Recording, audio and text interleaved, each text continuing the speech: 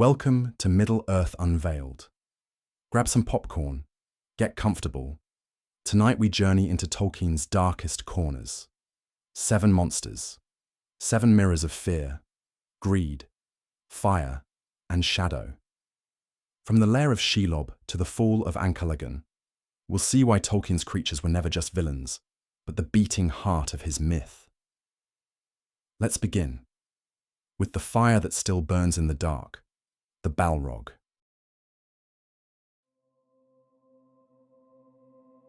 While writing his stories, Tolkien changed the Balrog more than any other creature, and those changes reveal something vital about how he understood evil itself. Welcome to Middle-earth Unveiled. Today, we begin a 7-part journey into Tolkien's monsters, shaped by his years teaching Beowulf. Tolkien learned that the best monsters reveal uncomfortable truths about courage, death, and the shadow at the world's heart. This is Episode 1, the Balrog. By the end of this saga, you'll see how one scholar's obsession with an ancient poem shaped every terror in Middle-earth. Deep in Moria, an age-old fear wakes, a terror older than Middle-earth itself, the horror of power turned against its true purpose. The Balrog isn't just a monster in the way, it's what happens when a being of light falls into darkness. Tolkien's own words try to capture the uncapturable. What it was could not be seen. It was like a great shadow, in the middle of which was a dark form, of man-shape maybe, yet greater, and a power and terror seemed to be in it, and to go before it. This creature began as a Maya, a divine spirit of fire and light, one of the ancient beings that helped shape the world at its beginning. But in the first age, it was corrupted by Morgoth, the original Dark Lord, and became what the elves called in Quenya Valara Ukar, demons of power, so terrible that even their names became whispers of fear. But here's what many miss. The Balrog's tragedy follows the same pattern as Saruman's fall and Boromir's temptation: power bent by pride, goodness twisted by longing. That's why darkness in Tolkien's world feels heavy and real. This single creature represents Tolkien's deepest fears about evil itself. To understand what makes the Balrog so haunting, we need to ask, what is a Balrog really? The answer could change how you see evil both in our world and in Middle-earth. Not everyone knows this. The Balrog was the same kind of being as Gandalf. Both were Maya. Imagine Tolkien's angels, spirits who could walk the world, bend elements to their will, and shape reality itself.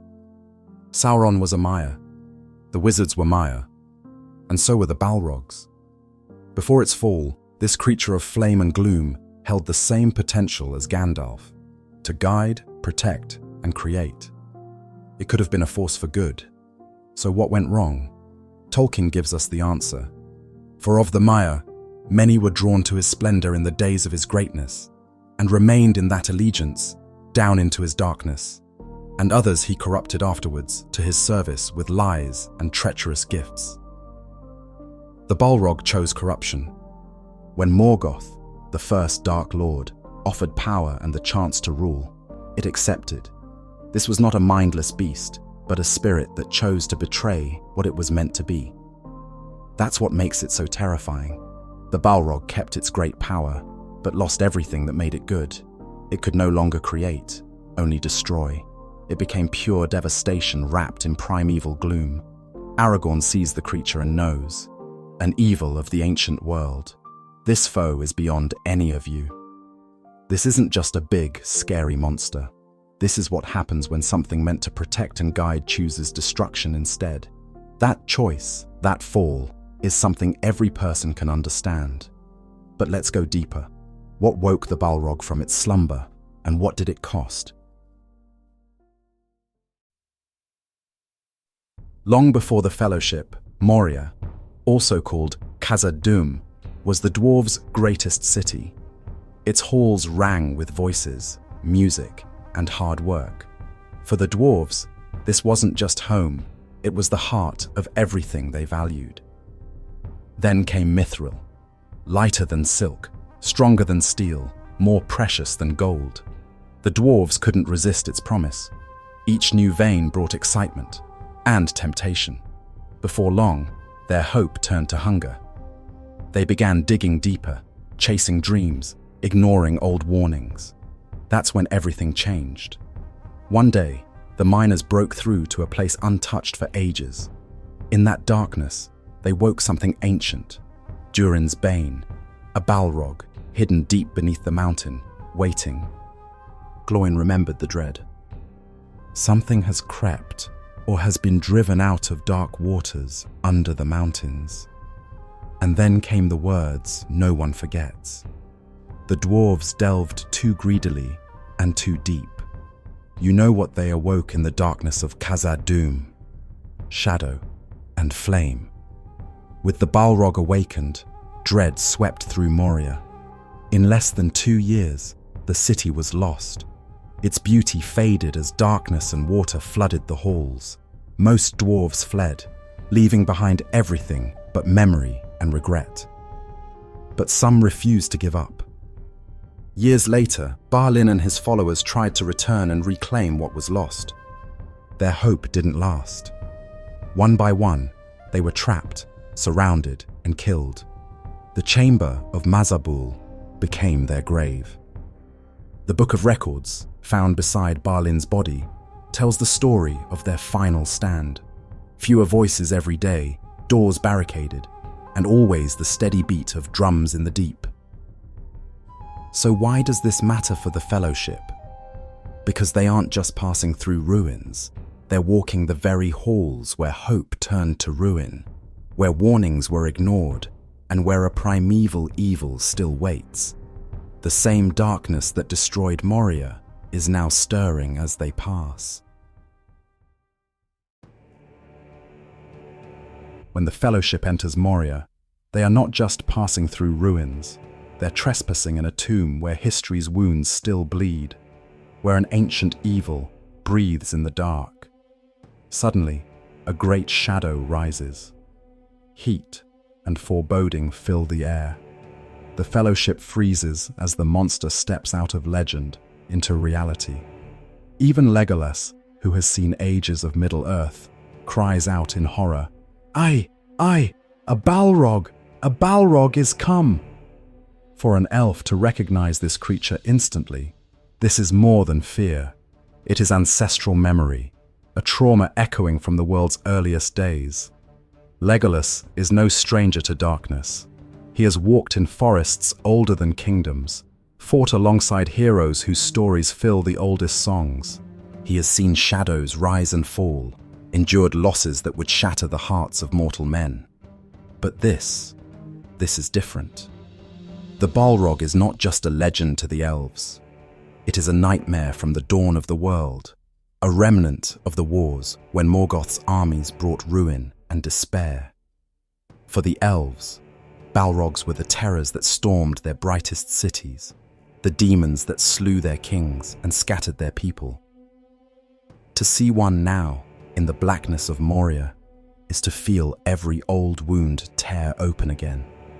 It's as if the First Age has broken through the years, and every buried fear comes roaring back to life. No wonder Legolas cries out, not in warning, but in pure shock and dread. At that moment, every old song about fire and void is suddenly real again. At the bridge of Khazad-dûm, the story turns. Gandalf alone understands the true weight of what stands before them. Not just a monster, but a peer, a being of his own order, corrupted beyond hope. Weapons are drawn, but all eyes turn to Gandalf as he steps onto the crumbling bridge, not as a conquering hero, but as a shield for those he loves, fully knowing what it will cost. He faces the primeval force and invokes the secret fire and the flame of Anor, calling on the power of creation itself, the sacred fire that brings life, set now against the consuming abyss. Then come the words, etched in legend, "You cannot pass. I am a servant of the secret fire, wielder of the flame of Anor. You cannot pass. Go back to the shadow." This is no bluff. Gandalf draws a line at ultimate cost, a moment where myth becomes flesh, and the eternal struggle between light and darkness balances on a single span of stone. The Balrog advances. Gandalf shatters the bridge. Both fall into the abyss, the monster's whip coiling and dragging the wizard down. In that instant, hope and horror are intertwined. Sacrifice and sorrow become one. And you have to ask, what story is Tolkien really telling us here? Here, in the heart of Moria, the Balrog is more than a foe. It forces everyone, fellowship and viewer alike, to face the oldest question. How do you respond to evil that can never be fully destroyed? To darkness that's older than you? To corruption that creeps in quietly and will never disappear for good? Tolkien reminds us, evil does not exist on its own. It is what happens when something good is twisted or corrupted. That's why he writes, nothing is evil in the beginning, even Sauron was not so. Evil in Middle-earth isn't a rival power. It can't create anything new. All it can do is twist, corrupt, and ruin what is already good. As Tom Shippey explains, for Tolkien, evil is always a distortion. It bends what was meant for good. It never truly creates. Monsters are what remain when greatness is warped by pride or longing. The Balrog was once a Maya, a spirit that helped shape the world's music. Now it can only silence that song with fire and void. That's why this moment matters. The monster doesn't just threaten the Fellowship's lives. It threatens their faith that the journey is worth it at all. That's the real danger. Not defeat, but despair. The tension is rising. The bridge is cracking. In the next moment, everything will be decided. The bridge cracks. The Balrog's shadow falls across the Fellowship. In a heartbeat, hope and horror are one. The monster is not vanquished. It drags Gandalf down into fire and darkness, reminding everyone that some evils cannot be destroyed, only endured. This is more than the loss of a friend or guide. It's the moment when the Balrog, this primeval force, forces every certainty to collapse. The quest isn't safe. Light is not guaranteed. The way forward is shadowed by the memory of what they faced and by what was lost fighting it. Frodo's grief and the shock that silences every heart. These are the mark of facing true darkness. The Balrog becomes more than a monster. It is the wound that remains, the price hope demands. This is what Galadriel called the long defeat, a struggle against evil that returns again and again, a reminder that victory in Middle-earth is always partial and always comes with loss. Gandalf's sacrifice matters because the Balrog exists, because evil in Tolkien's world cannot be wiped away, only confronted and resisted. The Fellowship's journey now bears the shadow of the monster, and the knowledge that courage means moving forward, even when the cost is unbearable. Yet even in the blackest halls of Moria, hope is not lost. The long defeat is not despair, but the choice to stand against the void, again and again, because the story is not over, and the monster is never the final word. For a long moment after the bridge falls, there is only silence. The echo of loss, the cold shadow left by the monster. But Tolkien knew that true hope is never cheap. He gave us the word eucatastrophe, the sudden joyous turn, the glimmer of light that breaks through after the deepest darkness. But hope only matters if the darkness is real, if loss is felt. Gandalf's fall is not the end. It is the spark that lights a new fire, a hope born out of sacrifice. The Balrog is not defeated by force, but by self-giving. The kind of courage that expects nothing in return, the kind of love that stands even when all seems lost. This pattern is everywhere in Middle-earth. Sam carrying Frodo, Faramir refusing the ring, Éowyn facing the Witch King, Frodo showing mercy to Gollum. Every act of grace grows out of darkness, and each becomes the seed of victory, chosen with no guarantee of reward. As Gandalf says, courage is found in unlikely places. The Balrog reminds us, evil never gets the last word. Beauty isn't found in a world without monsters, but in facing them, even at the edge of ruin. And for us, in all our daily battles, heartbreaks and disappointments, the lesson is the same. You don't have to destroy every darkness. You only have to choose, each day, to bring a little light. But even when hope flickers back to life, the monster's shadow still lingers at your heels. Scars remain. You carry them forward, quiet reminders of what was lost and what you dared to risk for something greater than yourself. And yet, as Verlin Flieger writes, Tolkien's world is always about splintered light. Hope shining all the brighter for being broken, meaning found not by erasing pain, but by carrying it forward. That's what the Balrog leaves behind. Not just fear, but the memory of what it cost to stand and say, even for a moment, you cannot pass. At Middle-earth Unveiled, we ask why monsters matter. Tolkien, inspired by Beowulf, knew that monsters like the Balrog aren't just threats. They are the true test at the center of every story. The Balrog, like Beowulf's dragon, isn't a distraction. It's the moment that shows us what kind of hero we might become. What about you? Have you faced your own Balrog, a darkness you couldn't conquer but still chose to stand against? Share your story below. If this episode changed how you see Tolkien's monsters, let us know. You're already part of this legend, and the journey is far from over. Next time on Middle-earth Unveiled, we follow the darkness deeper into Shelob's lair, where hope is nearly swallowed whole. Don't miss it. Fire roars. Then the light fades. What's left is hunger, ancient, endless, and patient. Shelob waits in the dark. In 1936, Tolkien shook Oxford awake with one wild idea. Monsters aren't background. They're the blazing core of every myth worth telling. That's why his monsters, Ungoliant, Shelob, the Balrog, are so much more than foes to be defeated.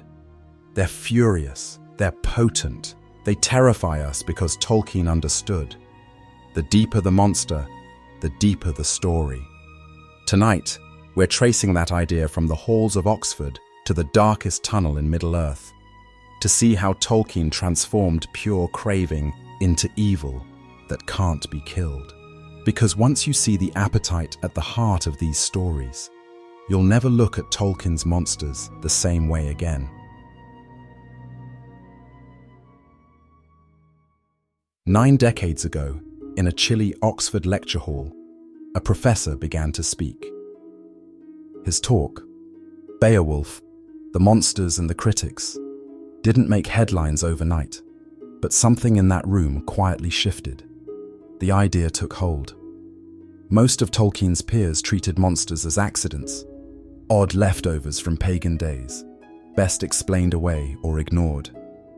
The real business of myth, they thought, was genealogy, politics, history. But Tolkien saw what everyone else missed. Monsters are not mistakes. They are the living, beating core of the story. He told that gathering, "It is just because the main foes are inhuman that Beowulf is so valuable. Monsters," he said, "aren't background. They are the test. Remove Grendel or the dragon, and you have only a king's obituary. With monsters at the center, the story becomes about what it means to fight, about courage that endures, even knowing it cannot win." The room didn't gasp, but the air changed. Imagine myth with all its edges smoothed away, danger kept safely outside. Now picture what's lost when the monsters are pushed out. Tolkien wanted us to feel that loss. He wasn't just talking about old poems. He was issuing a challenge for every story to come. Monsters aren't distractions. They're the storm at the center. Not just obstacles, but the pulse and purpose of the tale itself. Without the monster, the myth unravels. With the monster, the story gains urgency, sorrow, and the possibility of greatness. In our last journey, we walked through fire and shadow with the Balrog, the very flame that still echoes in every dark.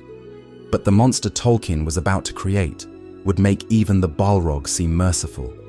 He wasn't just rethinking myth, he dared storytellers to put monsters back at its core. And when he did, he unleashed a void even the gods couldn't satisfy. Ungoliant comes first, a shadow from ages long before, insatiable and never satisfied. No one really knew where she came from. Some said she crawled out of the darkness that surrounds the world, back when Melkor, later called Morgoth, first looked down with envy on the land of the Valar. Ungoliant wasn't evil in the way others were. She didn't want power or to rule. She wanted only to feed her emptiness, to consume every shimmer she could find until nothing was left but shadow. She didn't care for rings or towers, only for destroying, only for feeding her endless void. When Morgoth asked for her help, he said, "Do as I bid, and if thou hunger still when all is done, then I will give thee whatsoever thy lust may demand, yea, with both hands." But what can you possibly give to a craving that always wants more? Together they snuck into Valinor, where the two trees glowed with all the radiance of the world. Morgoth stabbed the trees with his black spear. Their sap ran out, as it were their blood, and Ungoliant drank it up, going from tree to tree until they were dry. Still unsated, she drained the wells of Vardar. The darkness that fell was not just night, but a strange unlight, an absence that felt heavy, that could choke hope and even weaken the heart. Even Morgoth, with all his hatred, was afraid of what Ungoliant had become. But her longing just kept growing. She wanted the Silmarils, the last pure gleam in the world. Morgoth refused, and Ungoliant trapped him in her webs, demanding even more. Only when the Balrogs came with their whips of fire was Morgoth rescued. After that, no one knows for sure what happened to Ungoliant. Some say she drifted into the shadows and was lost. Others claim her emptiness grew so fierce that she finally devoured herself. Tolkien leaves it as a mystery. But one thing is certain, Ungoliant's absence didn't vanish when she did. It left a wound on the world, a yearning echoing on, long after her shadow faded. Her craving didn't die, it drifted through ages, hiding in dark corners, waiting for a new shape. And in time, that void found one, her last and greatest child, still lurking in the shadows of Middle-earth. Ungoliant's darkness lingered, multiplying in secret places, until, at last, it took a new form in Middle-earth. If you think monsters are just background noise, this spawn of Ungoliant is about to prove otherwise. In Tolkien's world, the monster is never just an obstacle. She is the test, the turning point, the reason the story has weight at all. This is what Tolkien meant. The monster is the pulse at the center. Without her, the journey is just a list of travels and dangers. With her, it becomes a story worth telling, a tale where courage matters and hope is never guaranteed. Among all the world's shadows, one grew larger, older, and more dreadful than the rest. Her name was Shelob. Shelob is not a legend or fading memory. She is real, the last child of Ungoliant to trouble the unhappy world. Her kingdom is no vast wilderness, but a single, nameless tunnel carved into the mountains on the edge of Mordor, Cirith Ungol. Here, Shelob waits, the living emblem of want, spinning webs and ruling her passage with perfect patience. Even Sauron calls her his cat, but as Tolkien writes, she owns him not. She isn't a servant or a mother. Shelob is need, pure and patient. Shelob is her own appetite. She even devoured her own young long ago. Unlike Sauron, who commands, Shelob waits. She feeds one victim at a time, her power not in armies, but in the certainty of her need, a desire that has never once been sated. So now, as Frodo and Sam approach her tunnel, the question pulses in the gloom. Shelob is waiting in the dark, and what happens here will decide more than the fate of two hobbits. It will reveal whether hope itself can survive the oldest emptiness in Middle-earth. Here, Tolkien's monster is no longer theory, it's real, and it has 8 eyes watching in the dark. Frodo is stung and paralyzed, dropped deep in Shelob's lair. Sam stands alone, clutching the phial of Galadriel, a simple glass vial that holds the light of a star, Eärendil, shining with the last pure glow of the ancient two trees. Galadriel gave him this radiance as a gift for the darkest times, a hope when all other lights go out. Now, in Shelob's black lair, it is the final barrier between hope and need. Shelob advances, not with malice, but as want made flesh. This is evil you can't reason with, only resist. Sam raises the phial, its light blazes, set amid the waters of Eärendil's star. For the first time, terror fills Shelob's many eyes. Sam strikes, not to win, but to protect.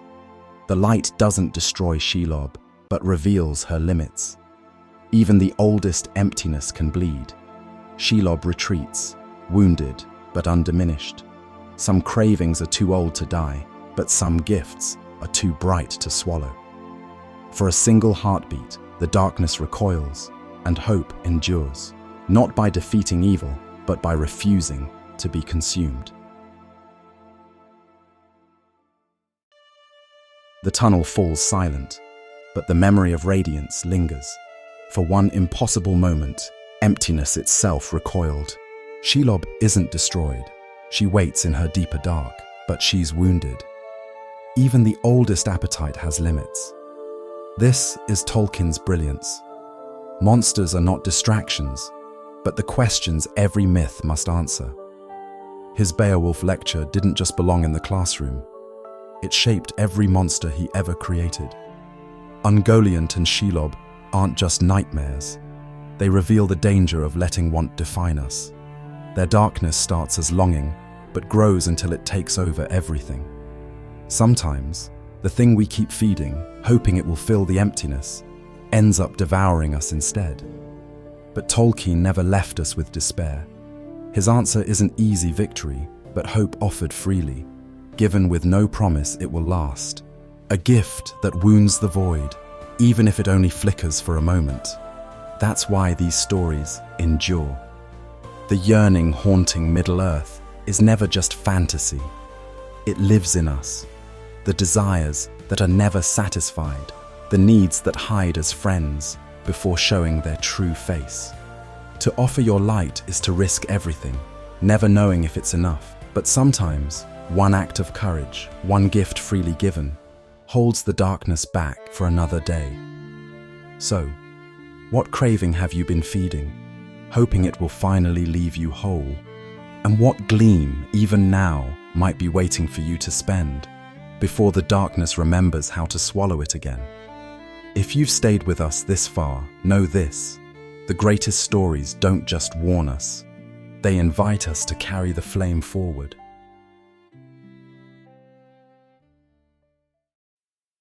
Sam carries Frodo up the stairs, the phial of Galadriel in his hand, its radiance striking the eyes of Shelob behind them. The light doesn't need drama or spectacle. It simply does what light does. It reveals, it guides, it endures. From the silver leaves of the two trees, to Eärendil's star, to Galadriel's phial, to Sam's determined courage, the glow keeps moving forward, hand to hand, never lessened by the giving. This is the heart of Tolkien's vision. Monsters aren't just background noise. They're the engine of myth. They bring the danger, the weight, and the meaning. Without them, there's no need for courage, no glory in hope. Tolkien's monsters show us the cost of craving, but his heroes show us that courage is most beautiful when the odds are long and the outcome uncertain. In his world, evil always takes, but good always gives. And somehow, the offering is never exhausted. Shelob retreats, not because she's destroyed, but because she's reminded. Some things are simply too bright to swallow, and sometimes that's enough. Tolkien's monsters aren't finished yet. Ungoliant devoured light. Shelob consumed life. Next, meet the dragon who feeds on truth itself.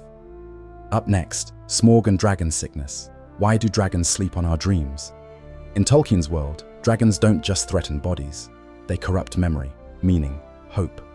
If longing wounds the flesh, what about appetites that hollow out the soul? Stay with us. The next chapter goes deeper into the dark. That Oxford professor in 1936 didn't just study monsters, he unleashed them. By putting monsters at the center, he gave us a blueprint for courage against impossible odds. Tolkien's monsters show us the appetites we face. His heroes show us courage shines brightest when hope is almost gone. So if you ever find yourself lost in the dark, remember Sam in that tunnel. Sometimes, the glow you carry is exactly what the darkness can't endure. Thank you for watching. Keep your light burning.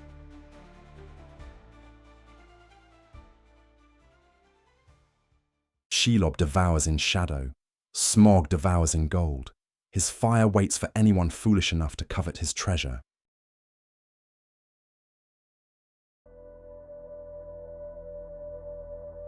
What if the real price of treasure was your own soul? Petrified, lost, unredeemed. Beneath the lonely mountain, something ancient sleeps atop a bed of gold. Every coin, every jewel, every broken sword. A grave marker in the dark. But the true horror isn't the dragon curled upon his hoard. It's what happens to everyone who longs for it. SMAUG the mighty, SMAUG the impenetrable, SMAUG the unassailable. These aren't just names, they're warnings carved in ash and bone. When Tolkien's contemporaries asked him about his dragon, he answered with chilling precision. The dragon bears as name, a pseudonym, the past tense of the verb to squeeze through. Even his name is a trap. SMAUG, from Old English, meaning to squeeze through a hole. Because that's what greed does. It starts small, slips through the tiniest crack in your heart, and then it devours you whole. But here's the truth that chills the bone. SMAUG isn't the real monster in this story. He's just the first victim. In a hole in the ground there lived a hobbit, but not everything that crawls out of darkness is seeking adventure. Sometimes, what emerges is hunger itself. A hunger that, if left unchecked, will consume all you love, and in the end, own your very soul. This is Monsters as Mirror, our 7-part journey into Tolkien's darkest creations, where each terror becomes a reflection of ourselves. Last episode, we braved the hunger of Shelob and Ungoliant. Tonight, we descend to the lonely mountain, where even the mightiest can be devoured from within.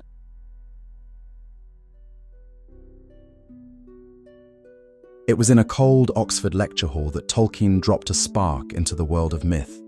He declared, "Monsters aren't background, they're the blazing core of every story worth telling." In his legendary 1936 lecture, Beowulf, The Monsters and the Critics, Tolkien insisted, "The dragon is not a distraction from the story, it is the story." For centuries, scholars dismissed monsters as childish leftovers, just obstacles to the real plot. But Tolkien saw deeper. In myth, he argued, monsters are the truths we're most afraid to face. Hunger, greed, loss, death. SMAUG isn't just a dragon in Middle-earth. He's Tolkien's answer to an entire tradition of shallow monster writing. Tonight, we follow that idea from Beowulf's dragon to SMAUG, from the ashes of one horde to the shadow at the heart of another.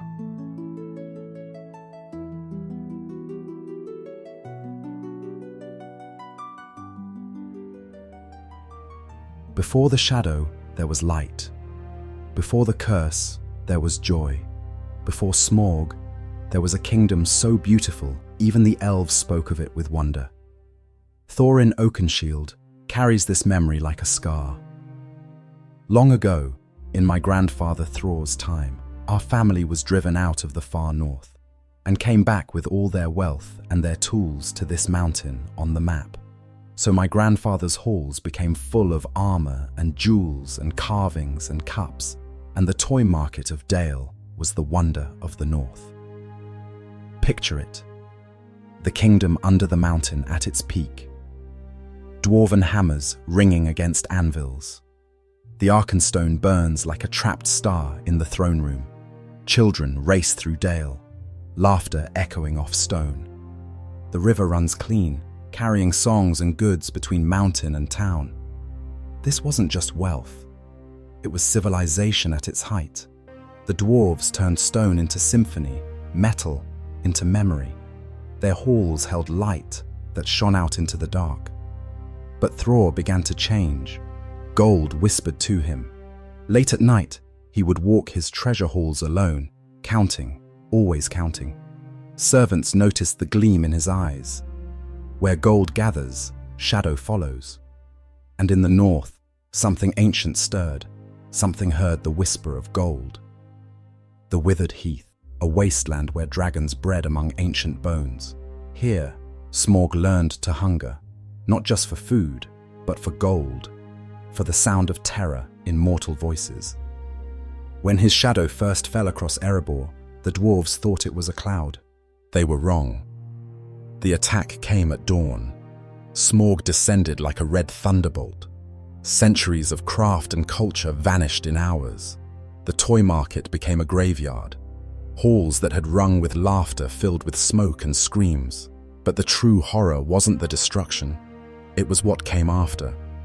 SMAUG, settling in their halls, making their home his lair. The dragon didn't just steal their gold. He stole their dreams and slept on them. 60 years pass. SMAUG sleeps, but his curse seeps out, poisoning the north. Tolkien called it dragon sickness. Not a metaphor, a real curse. It spills from the treasure, infecting anyone who covets what the dragon guards. It starts as desire, swells into obsession, and ends in madness. For years, the mountain is silent, but for the shifting of coins, the whisper of old dreams. Listen to SMAUG speak to Bilbo. My armor is like tenfold shields. My teeth are swords. My claws, spears. The shock of my tail is a thunderbolt. The beating of my wings, a whirlwind, and my breath fire. I am fire. I am death. Nothing can pierce me. Nothing. But notice what he leaves out. No talk of wisdom, cunning, or ancient lore. He boasts only of being untouchable, because that's the sickness. So afraid to lose what you have, you become nothing but armor around an empty heart. SMAUG knows his hoard with terrifying precision. I know the count and value of my treasure, and I know the taste of every piece. I know every coin, every cup, every jewel. I know precisely what was taken. One cup, one simple cup, and the loss strikes him like a wound. The dragon who claims to be impenetrable is undone by the theft of a single golden vessel. But the curse doesn't die with the dragon. Roek the Raven puts it plainly to Bard. The treasure is likely to be your death, though the dragon is no more. This curse outlives its host. It drove Thror to madness. It will twist Thorin against his friends. It whispers to Bard, promising power if he claims what's his. It even tugs at Bilbo, making him clutch his precious ring a little tighter. Tolkien knew his mythologies. In the old stories, dragons are symptoms. The Norse sagas speak of gold sickness. Beowulf tells of a dragon whose curse lingers after its death. But Tolkien did something radical. He made the sickness more terrifying than the dragon itself. Because killing the monster is never the end, the real disease waits, hungry, for its next victim. It's easy to pity those who fall to dragon sickness, but can any of us say we've never felt its pull? That restless craving for what lies just out of reach. And for some, that craving becomes a prison, one from which even the greatest cannot escape. What is it to be cursed with endless wanting? Picture the dragon, alone in the darkness. He cannot eat gold. He cannot drink jewels. He is the richest creature in Middle-earth, yet the emptiest. Sometimes, the halls are silent except for the distant echo of his breath. Sometimes, he simply waits, surrounded by wealth, untouched, unmoved. Tolkien understood this paradox. In his letters, he wrote, "Dragons steal gold and jewels, from men and elves and dwarves, wherever they can find them, and they guard their plunder as long as they live, which is practically forever, unless they are killed, and never enjoy a brass ring of it." Enjoy. A simple word, but it's everything Smaug has lost. He can guard his hoard, count it, possess it, but never truly have it. The gold owns him more than he owns the gold. This is why his conversation with Bilbo is so revealing. The dragon doesn't just want to kill the burglar, he wants to understand him. Why risk death for treasure? What could possibly drive someone to step into the darkness knowing what waits inside? "You have nice manners for a thief and a liar," Smaug says, almost wistfully. In Bilbo, Smaug glimpses what he's lost, the capacity to desire something beyond gold. Decades without company, until at last, a voice breaks the silence. Smaug doesn't unleash fire. Instead, he talks, boasts, threatens, riddles, because even the conversation of a burglar is a kind of treasure. Yet for all his hunger and haunted pride, Smaug is not simply a beast to be pitied. He is a puzzle.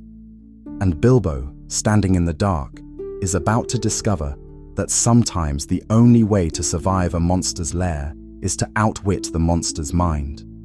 For Bilbo, every word matters. For Smaug, every answer is a mirror. Tonight, the world's oldest game begins, where each riddle is a shield, and every answer could be your last.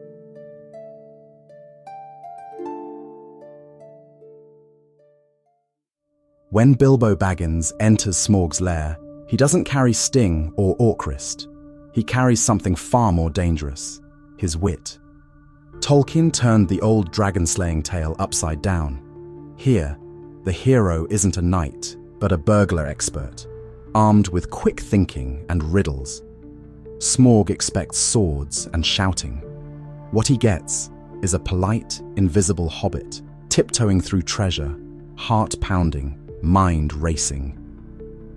"You have nice manners for a thief and a liar," Smaug observes, genuinely puzzled. Dragons expect heroes who bellow challenges. Instead, Bilbo presents himself as a riddle, his words looping and clever. "I come from under the hill, and under the hills and over the hills my paths led. And through the air, I am he that walks unseen." It's the same style that outwitted Gollum, but now the stakes are impossibly high.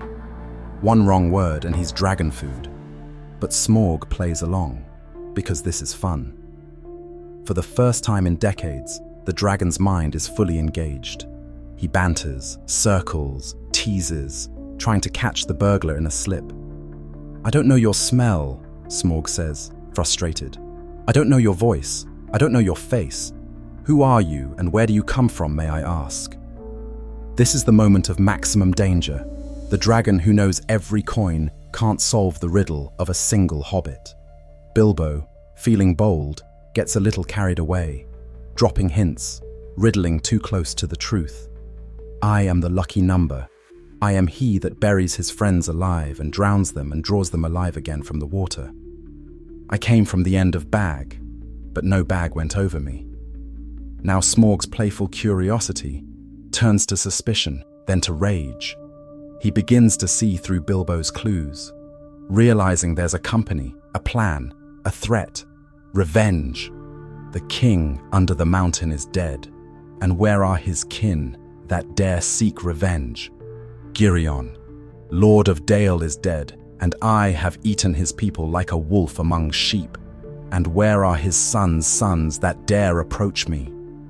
But in all this bluster, SMAUG reveals his own fear, boasting of his armor, but hiding a secret. And in that moment of dragon rage, Bilbo's sharp hobbit eyes spot it. A bare patch on SMAUG's chest, as bare as a snail out of its shell. The game is over. The dragon has been solved.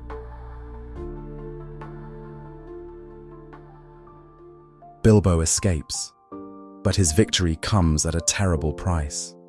One simple cup, stolen in the dark, and now something ancient and merciless is awake. SMAUG's rage is no longer a private torment. It sweeps down the mountain like a burning wind, aimed straight at the innocent souls of Lake Town. "Barrel Rider!" the dragon roars, his voice shaking stone and sky. "Your friends are no friends of mine. I will kill them all." The flames of his wrath reflect not just greed, but the old, senseless terror that monsters bring, the kind that can destroy entire worlds for a single slight. But in this hour of doom, Tolkien's genius quietly unfolds. Salvation doesn't come from spells or prophecy, but from the small, the overlooked, the humble. A thrush, just a bird, listening in the shadows, carries Bilbo's words across the gulf between hope and despair. It finds Bard the bowman, last heir of Dale, not a king, not a hero, just a man holding on as his world burns. Bard receives the thrush's message as SMAUG wheels above Lake Town, a red gold dragon flying fast in the last light of the sun. He has one arrow left, the black arrow, an heirloom of old vengeance, handed down through generations. And in this moment, alone, desperate, yet unbowed, Bard speaks not to his people, but to his weapon. "Arrow, black arrow, I have saved you to the last. You have never failed me, and always I have recovered you. I had you from my father, and he from of old. If ever you came from the forges of the true king under the mountain, go now and speed well." One arrow, one dragon, one heartbeat on which the fate of the North balances. The black arrow flies, guided by the thrush's intelligence, by Bilbo's courage, by all the forgotten hopes of a shattered people. It finds the bare patch on SMAUG's breast, pierces the dragon's heart, and sends him crashing, burning, screaming into the long lake. A tower of flame and steam, a silence more terrifying than any roar. SMAUG is dead, but what dies with him and what new darkness is released will echo far beyond the lonely mountain.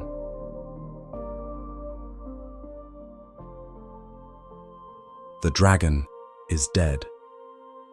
The smoke drifts away, but the wounds remain. Now, the real battle begins.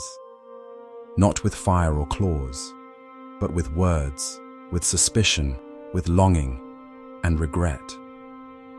The mountain's gold lies unguarded, but no heart is free from its shadow. Let's linger with the survivors, if only for a breath. They stand on the icy shore, not in triumph, but in loss, the flames of their burning homes reflected in their eyes. Every leader sees hope in the mountain, but also a chance to settle old wounds or claim what they believe is owed.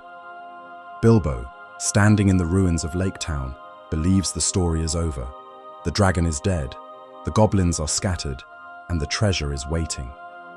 What more is there to do? Everything. The answer is everything, because the curse now has no single host. It seeps into every soul who knows of the treasure.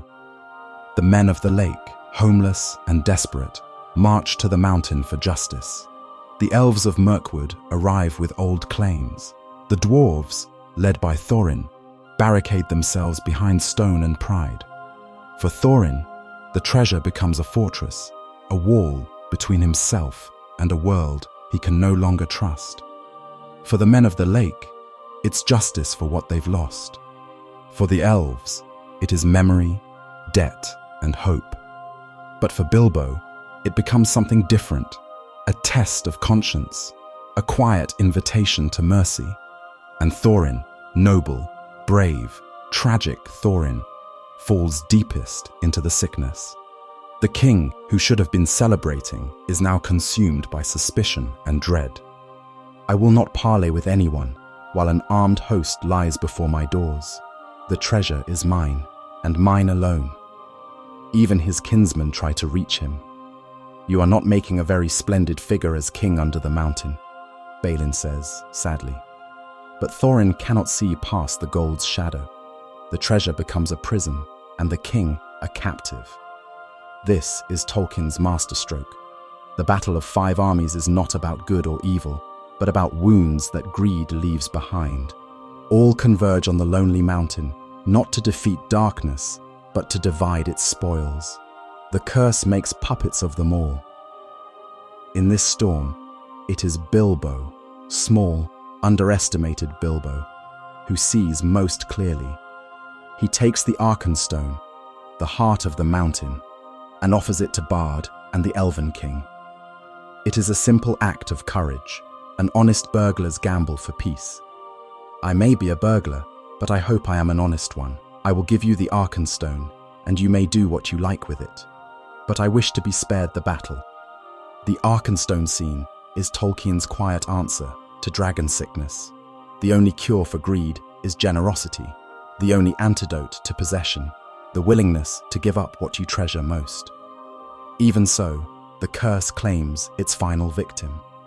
Thorin, mortally wounded, finds clarity at the end. I wish to part in friendship from you, and I would take back my words and deeds at the gate. You did what you thought best, and you have shown mercy to my people. If more of us valued food and cheer and song above hoarded gold, it would be a merrier world. He dies, finally free, but the price is everything he loved. But even in loss, Tolkien's wisdom returns us to that old Oxford lecture, where monsters were not distractions, but the blazing heart of myth.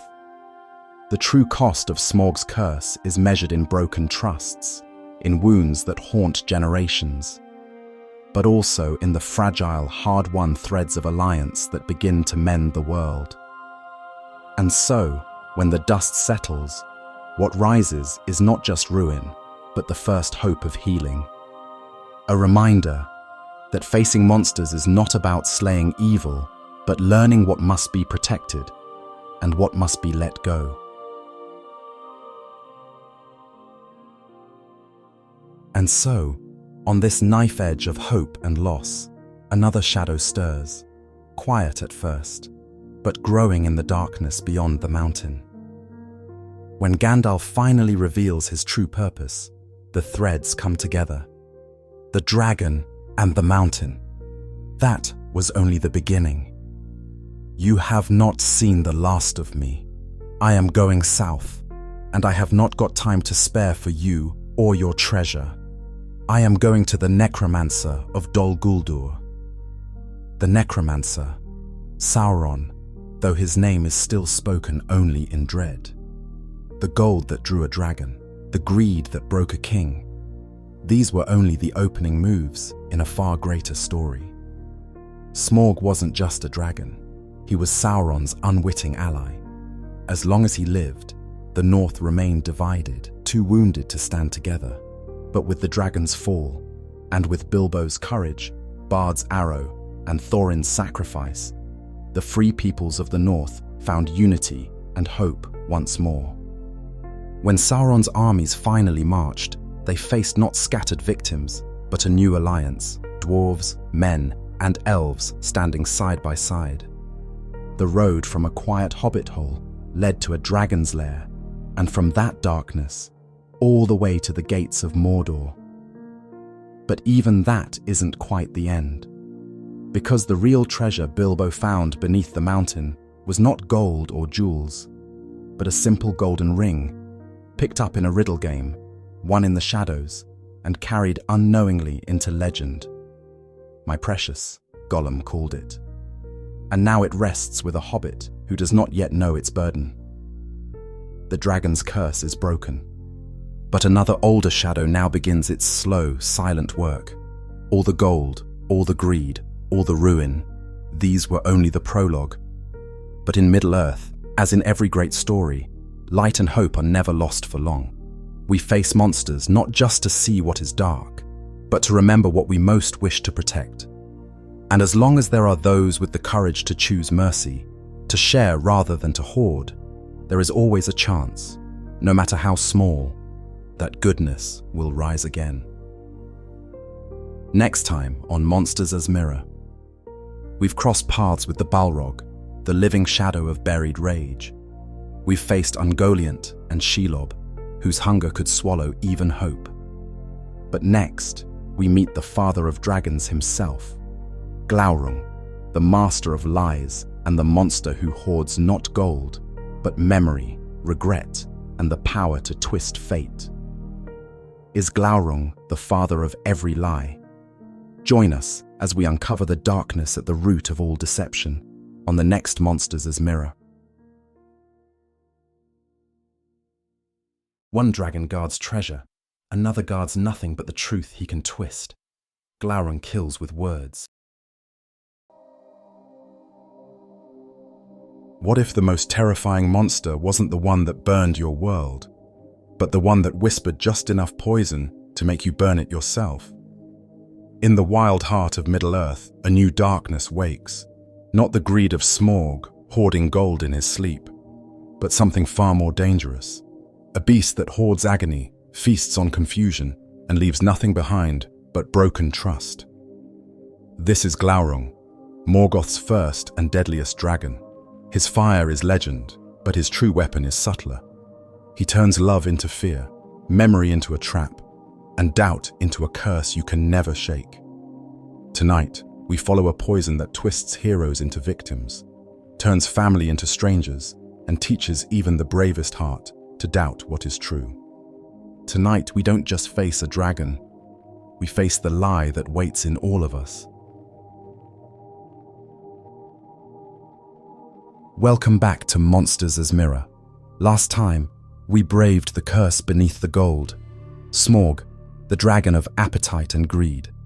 But tonight, we descend deeper, to the First Age, where lies become curses, and monsters are more than myth. Why do dragons haunt our oldest stories? Tolkien himself answered, "The dragon is not a distraction from the story. It is the story." For Tolkien, monsters weren't window dressing. They were the blazing heart of legend, engines of fate and tragedy.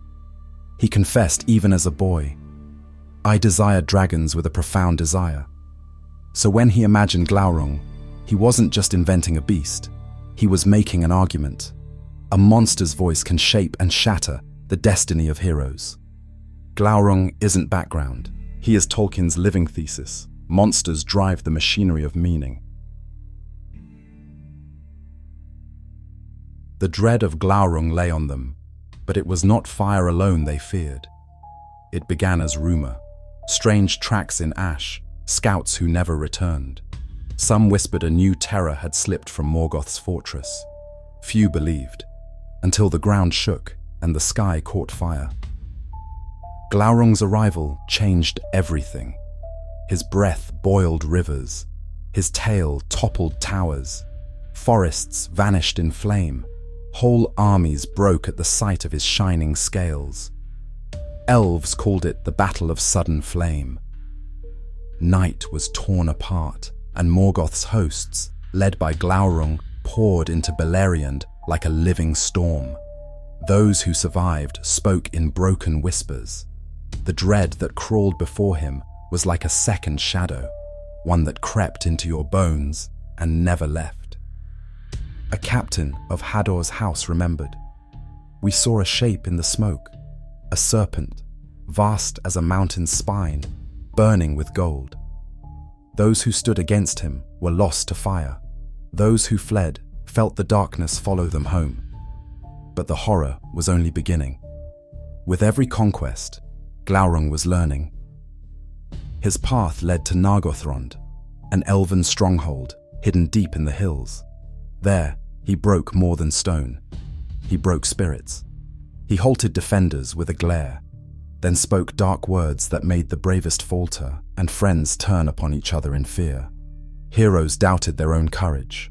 Allies argued in panic. Nargothrond was lost before the flames began to rise. It was here Glaurung found his greatest weapon was not fire, but words. But what Glaurung could not destroy with flame, he would unmake with words.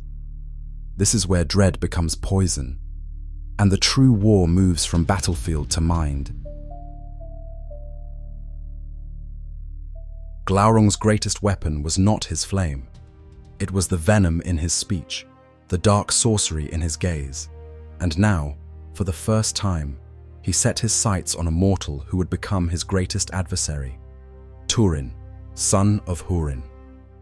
Turin carried a terrible burden. His family lay under Morgoth's curse, a doom that promised suffering to all who bore Húrin's blood. Already, it had driven Turin from kingdom to kingdom, leaving tragedy in his wake. When dragon and man finally met, Glaurung did not roar. He whispered. Words like smoke found every crack in Turin's heart, curling around wounds old and new. Thankless fosterling, outlaw, slayer of your friend, thief of love, usurper of Nargothrond, captain foolhardy, and deserter of your kin. Each insult was a blade, each accusation a link in an invisible chain. Turin flinched. Pride told him to resist, but doubt was already creeping in. Glaurung twisted every memory, made shame feel like destiny. But it wasn't only magic that bound Turin. It was his own nature. His need to prove himself, his habit of turning from counsel, his secret fear that the curse was real. Glaurung exploited every weakness, but Turin stepped willingly into the web. Then came the deeper wound. Glaurung hissed that Turin's mother and sister suffered in misery because of him. He conjured images of their pain, painting with words what fire could not scorch. Turin's defiance wavered. A brave heart, battered by guilt, began to accept the dragon's lie as truth. Years passed. The web grew wider. When Nienor, Turin's sister, left the safety of Doriath to search for her lost family, she too fell into Glaurung's path. One glance, and time seemed to freeze. She stood staring at Glaurung, and slowly her will was drawn from her, and she could not move, nor think, nor look away. In that moment, memory unraveled. The world blurred. Nienor forgot her name, her family, everything. She became a ghost, wandering, haunted by a fear she couldn't name. Here was Glaurung's true mastery, not of armies, but of the soul. His lies were threads, his words a web, spun tighter with every poisoned whisper. He didn't crave gold, he hoarded agony, feeding on the unraveling of lives. And as the web closed around both siblings, the dragon watched, silent, golden, savoring his own handiwork. What happens when the lie becomes the only reality left? The answer waits in the next turn of the web. Slowly, the falsehoods accumulate. At first, just a word, a small doubt, a twist of fate. But then, the venom seeps deeper. Turin once dreamed of glory, carried hope like a sword. But now, every triumph is recast as betrayal. Every act of courage becomes a source of guilt. Each past tragedy weighs heavier on his mind. He questions everything. Was Beleg, his dearest friend, lost because of his own fatal mistake? Did Finduilas, the elven maiden who loved him, suffer because he lingered, always too late to save? Is he truly cursed, or simply a man lost in a web of his own making? This is where Turin's tragedy is most human. He's not just a puppet of doom. He is fierce, stubborn, and rash. Quick to anger, slow to trust. He pushes away Morwen, his mother, with sharp words and silence. He meets Brandir, the lame lord of Brethil, who offers him sanctuary and friendship, with suspicion, mistaking kindness for envy. Sometimes, in the dark, Turin argues with himself. Is he hunted by fate, or haunted by the lies he cannot forget? As each relationship frays, the web tightens, not only around Turin, but everyone who dares to care for him. Morwen, wandering the wilds, her hope fading. Finduilas, weeping in the enemy's halls, her song silenced. Brandir, whose desperate truth about Turin and Nienor is met with rage and, in the end, death at Turin's own hand.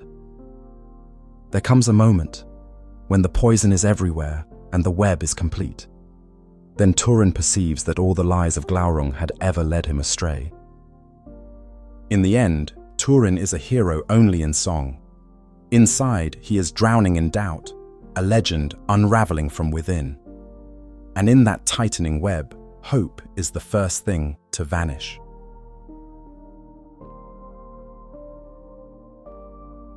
Nienna's journey began with courage.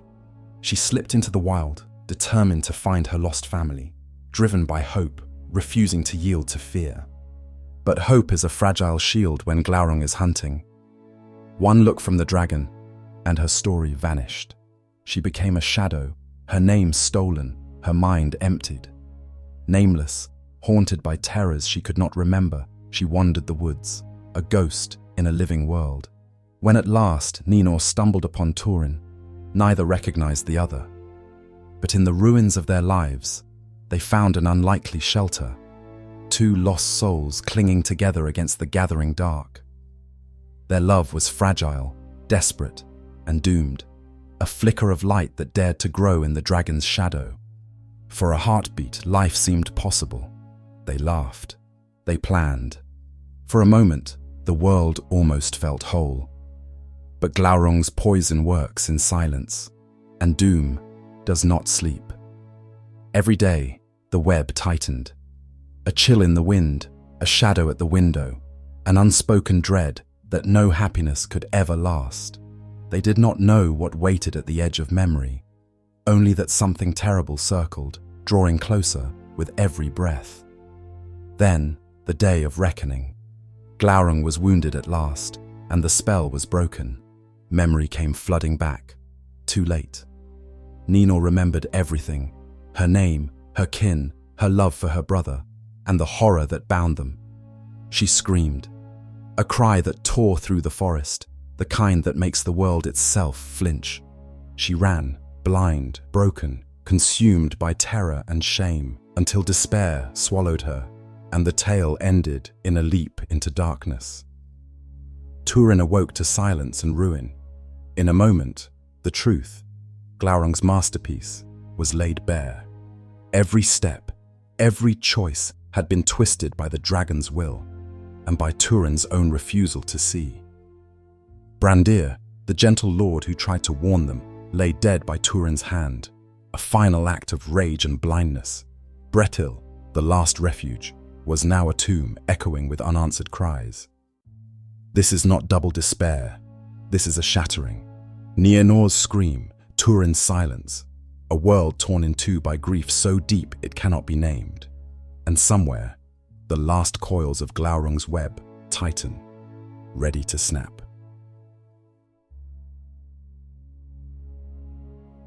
This is the end of every lie.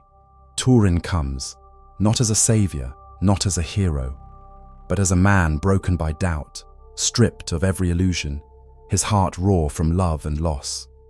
All that remains is vengeance. Glaurung writhes in the mud, yet his eyes burn with terrible knowing.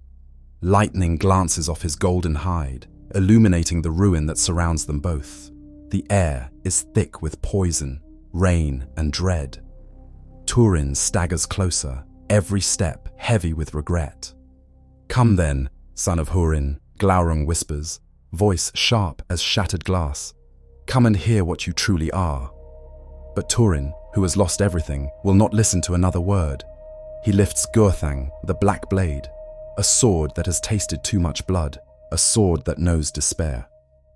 With a cry that is equal parts fury and grief, Turin drives the blade home, finding the single soft place beneath the monster's armor. For an instant, time holds its breath. Venomous blood gushes forth, burning Turin's hand to the bone. He collapses, caught between agony and release. Thunder cracks, the world seems to split, and Glaurung's death shriek tears open the night. But even as his body fails, the dragon's last gift is a final, poisoned truth. He spits out the secret that will destroy all hope. It is too late to save anyone, just in time to ruin everything. To kill a monster is not always to break a curse. Some wounds run deeper than flesh. Some truths wound the soul. And as the rain falls and the river runs dark, the silence that follows is not peace. It is the echo of a dragon's voice, never fully gone. A hollow in the world where hope once lived. In this, the curse reaches its height. A hero stands victorious, and there is nothing left to save. Glaurung is gone. The world is quieter now, soft with dawn mist. The thunder faded, the dragon's voice only a memory on the wind. But not all storms pass when the monster falls. The venom of falsehood lingers, haunting every ruined village, every orphaned child, every song sung in half-remembered grief. Beleriand tries to move on. Mothers warn their children against the voice that offers doom in the shape of wisdom. Bards sing of Turin and Nienor, not as a warning, but as a lament, a story of love unraveled by doubt and fate. Some survivors clear the fields and plant new hope, but others carry silence as a wound, trust broken, love lost, memory forever uncertain. Glaurung is not just a monster. He is the machinery of fate, the shape of a wound that does not heal. In the lore of Middle-earth, monsters outlive their bodies. Wounds outlive the monsters. Some poisons linger long after the worm is gone. The most dangerous monsters are not those that burn our homes, but those who make us doubt ourselves, those who teach us to mistrust what is true. To face Glaurung is to learn that evil's greatest triumph is not destruction, but doubt. Monsters are not a distraction from the story, they are the story. The curse does not end with the dragon's death. It lives on in the wounds we carry and in the truths we struggle to face. But perhaps, in remembering, in naming the monster and knowing the cost, we find a gentler kind of hope, that truth, once seen, is no longer alone in the dark. But this is not the end. South of Angmar, the land itself remembers. Where the hills are haunted by memory and the earth keeps secrets older than kings, a different kind of terror waits. If Glaurung was the father of lies, the Barrow-WIGHTS are the keepers of lost hope, spirits of darkness lying in wait for the unwary. Next time, we follow the thread of fear to the Barrow Downs, where the dead do not rest, and ancient curses whisper in the mist. This is Monsters as Mirror, and our journey through Middle-earth's darkest shadows is far from over. When lies are spent, the silence takes over. In that silence, the dead wait, and the Barrow-WIGHTS remember your name. What if the scariest monsters aren't the ones that chase you, but the ones that wait for you to forget they exist? East of the Shire, beyond the old forest, the Barrow Downs stretch out. Real hills, covered in grass and stone, where ancient kings were buried, and the air never feels warm. These aren't ordinary hills. The ground here remembers old kingdoms, lost battles, names no one speaks anymore. Most hobbits think of the Barrow Downs as bedtime stories, but these hills are real, and what sleeps beneath isn't just a ghost or a shadow. It's something that's waited, patient, and hungry for over 1,000 years. This is where the past isn't finished, where the ground remembers and the dead are never far away. Tonight, we walk where the living and the lost meet. What happens when history refuses to stay buried? This is where the real chill of Middle-earth begins. But to truly understand the terror beneath these hills, we have to look at how Tolkien himself saw monsters and why he put them at the heart of every legend. In 1936, J.R.R. Tolkien, philologist and mythmaker, stood before the British Academy and declared, "Monsters are essential both to the machinery and the ideas of a tale."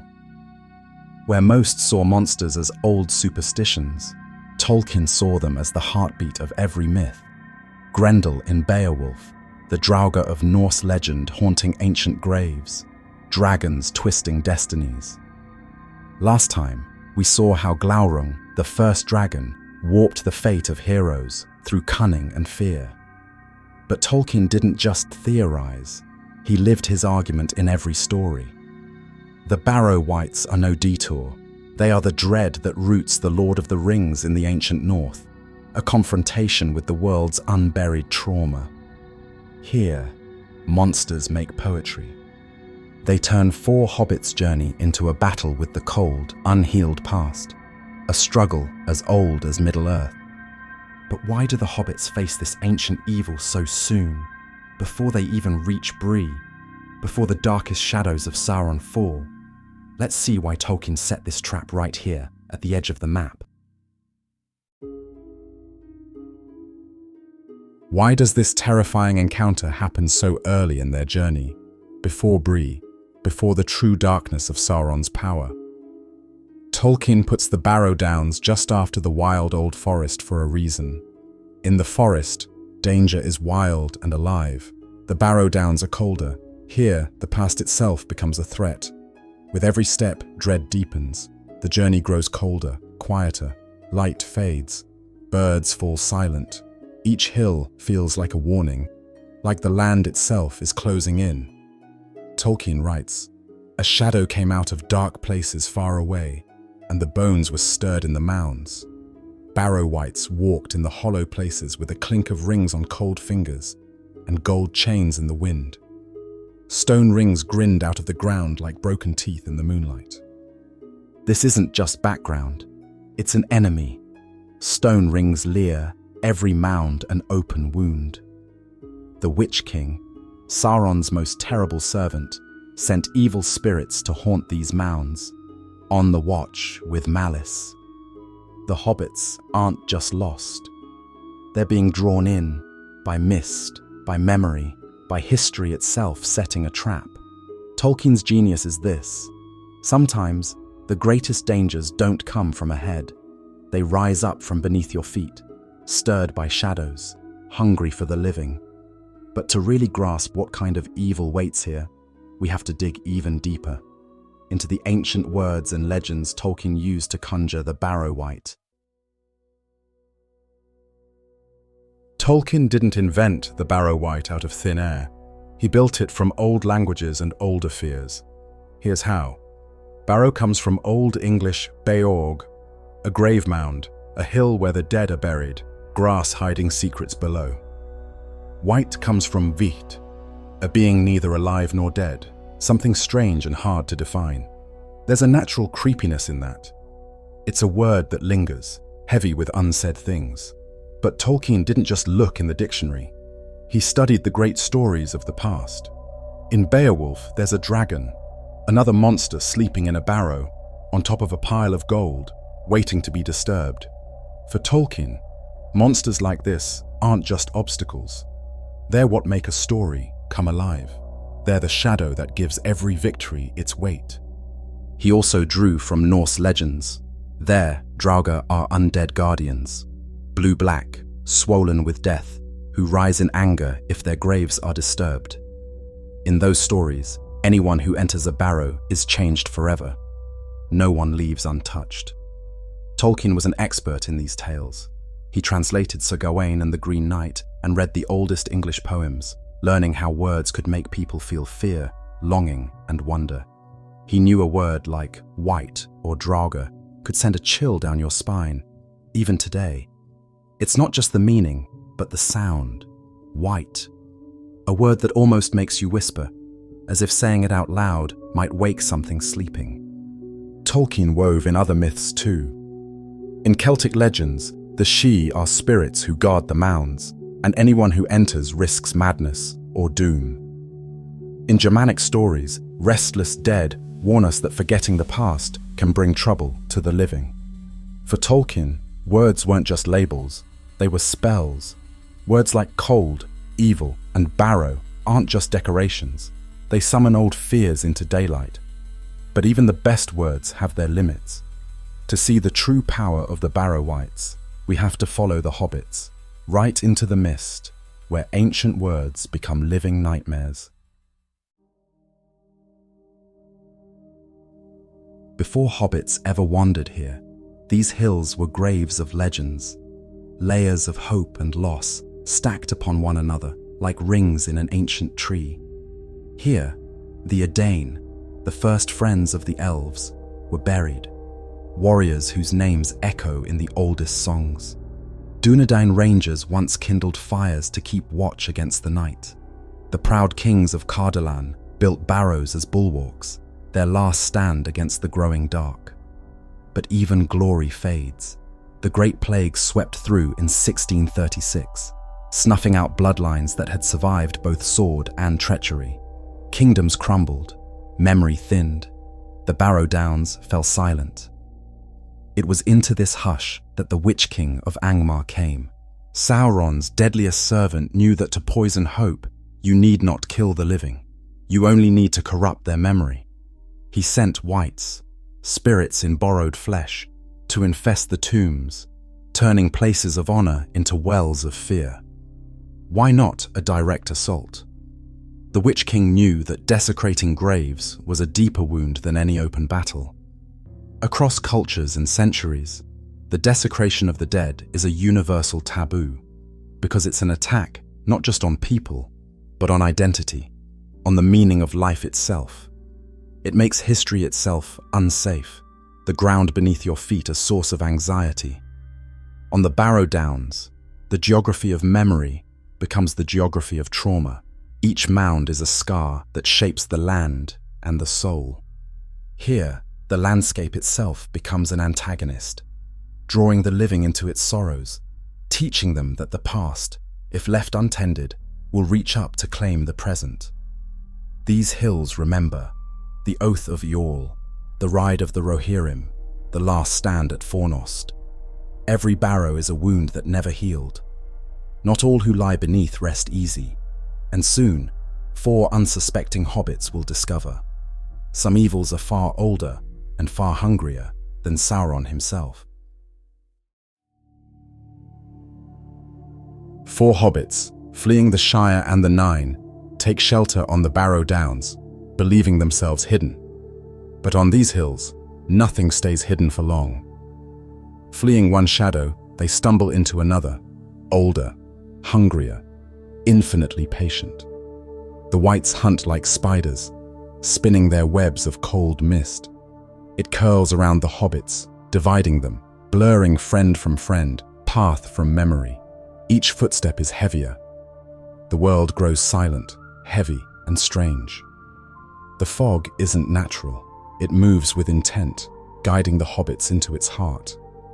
With every breath, the air thickens, not just with moisture, but with the scent of old earth, iron, and decay. The grass feels clammy, almost alive underfoot. Every sound is muffled, except for a faint, rhythmic thumping, like the heartbeat of the barrow itself. There are whispers too, echoes of old songs in a tongue no one living remembers. The words pull at the mind, making you want to lie down, to surrender, to sleep forever in the forgiving dark. Frodo tries to call out, but the fog steals his voice. His hand gropes for Sam, only to clutch at icy stone. He wakes in a tomb reeking of centuries, mold, earth, and the faint tang of rusted gold. His friends lie beside him, pale as effigies, draped in grave gold and shadow. Their breathing is so shallow, he wonders if it's real at all. The air is thick with the past. Each breath feels borrowed from the dead.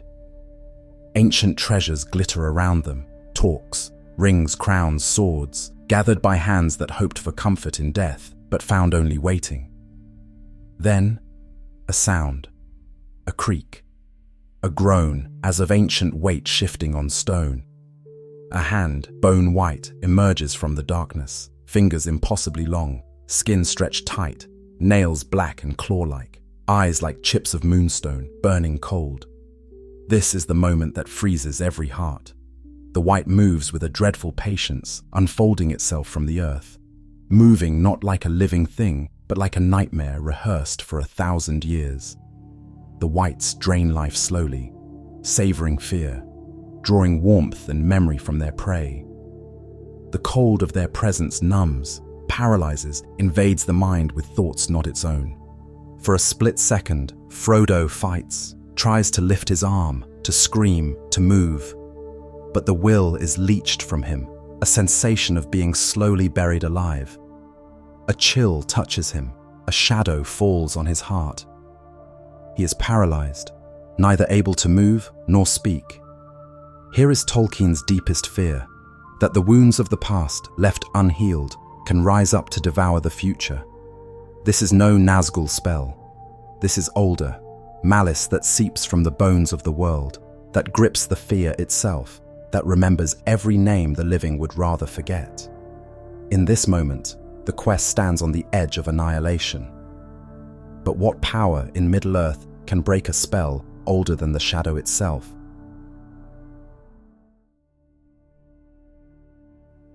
When hope has vanished, when every story seems to end in silence, an elder voice sings, a melody that is laughter and sunlight, wild and unafraid, a presence that feels impossible here. Tom Bombadil enters, singing, golden, unfathomable. Eldest and fatherless, Tolkien calls him, one who remembers a world before pain, before power. Some say he is the last echo of ardor unmarred, a mystery untouched by the darkness of Melkor or Sauron. No evil can master him. His song is a light that burns without heat, a joy the white's cold cannot freeze. Get out, you old white. Vanish in the sunlight. Why does Bombadil command the whites, when even Gandalf treads with caution? Some say he's the spirit of the land, others, a fragment of the world's first music. But right now, all that matters is this. When Tom sings, the dead must listen, and the spell shatters. For a moment, grief and fear are banished. Sunlight breaks through the stones.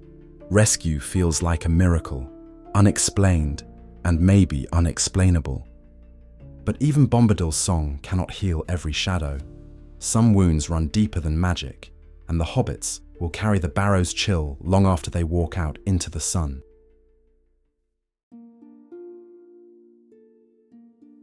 They survive, but they are no longer the same creatures who entered that mist. Look at them now.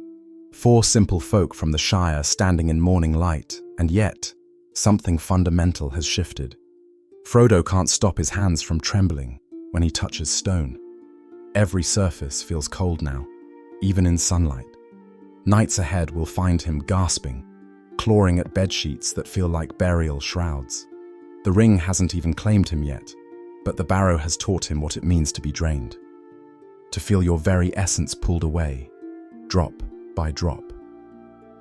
Merry cannot bear enclosed spaces now. The heir of Cardolan, who should sleep easy in halls and houses, finds himself stepping outside every few minutes, gulping air like a drowning man.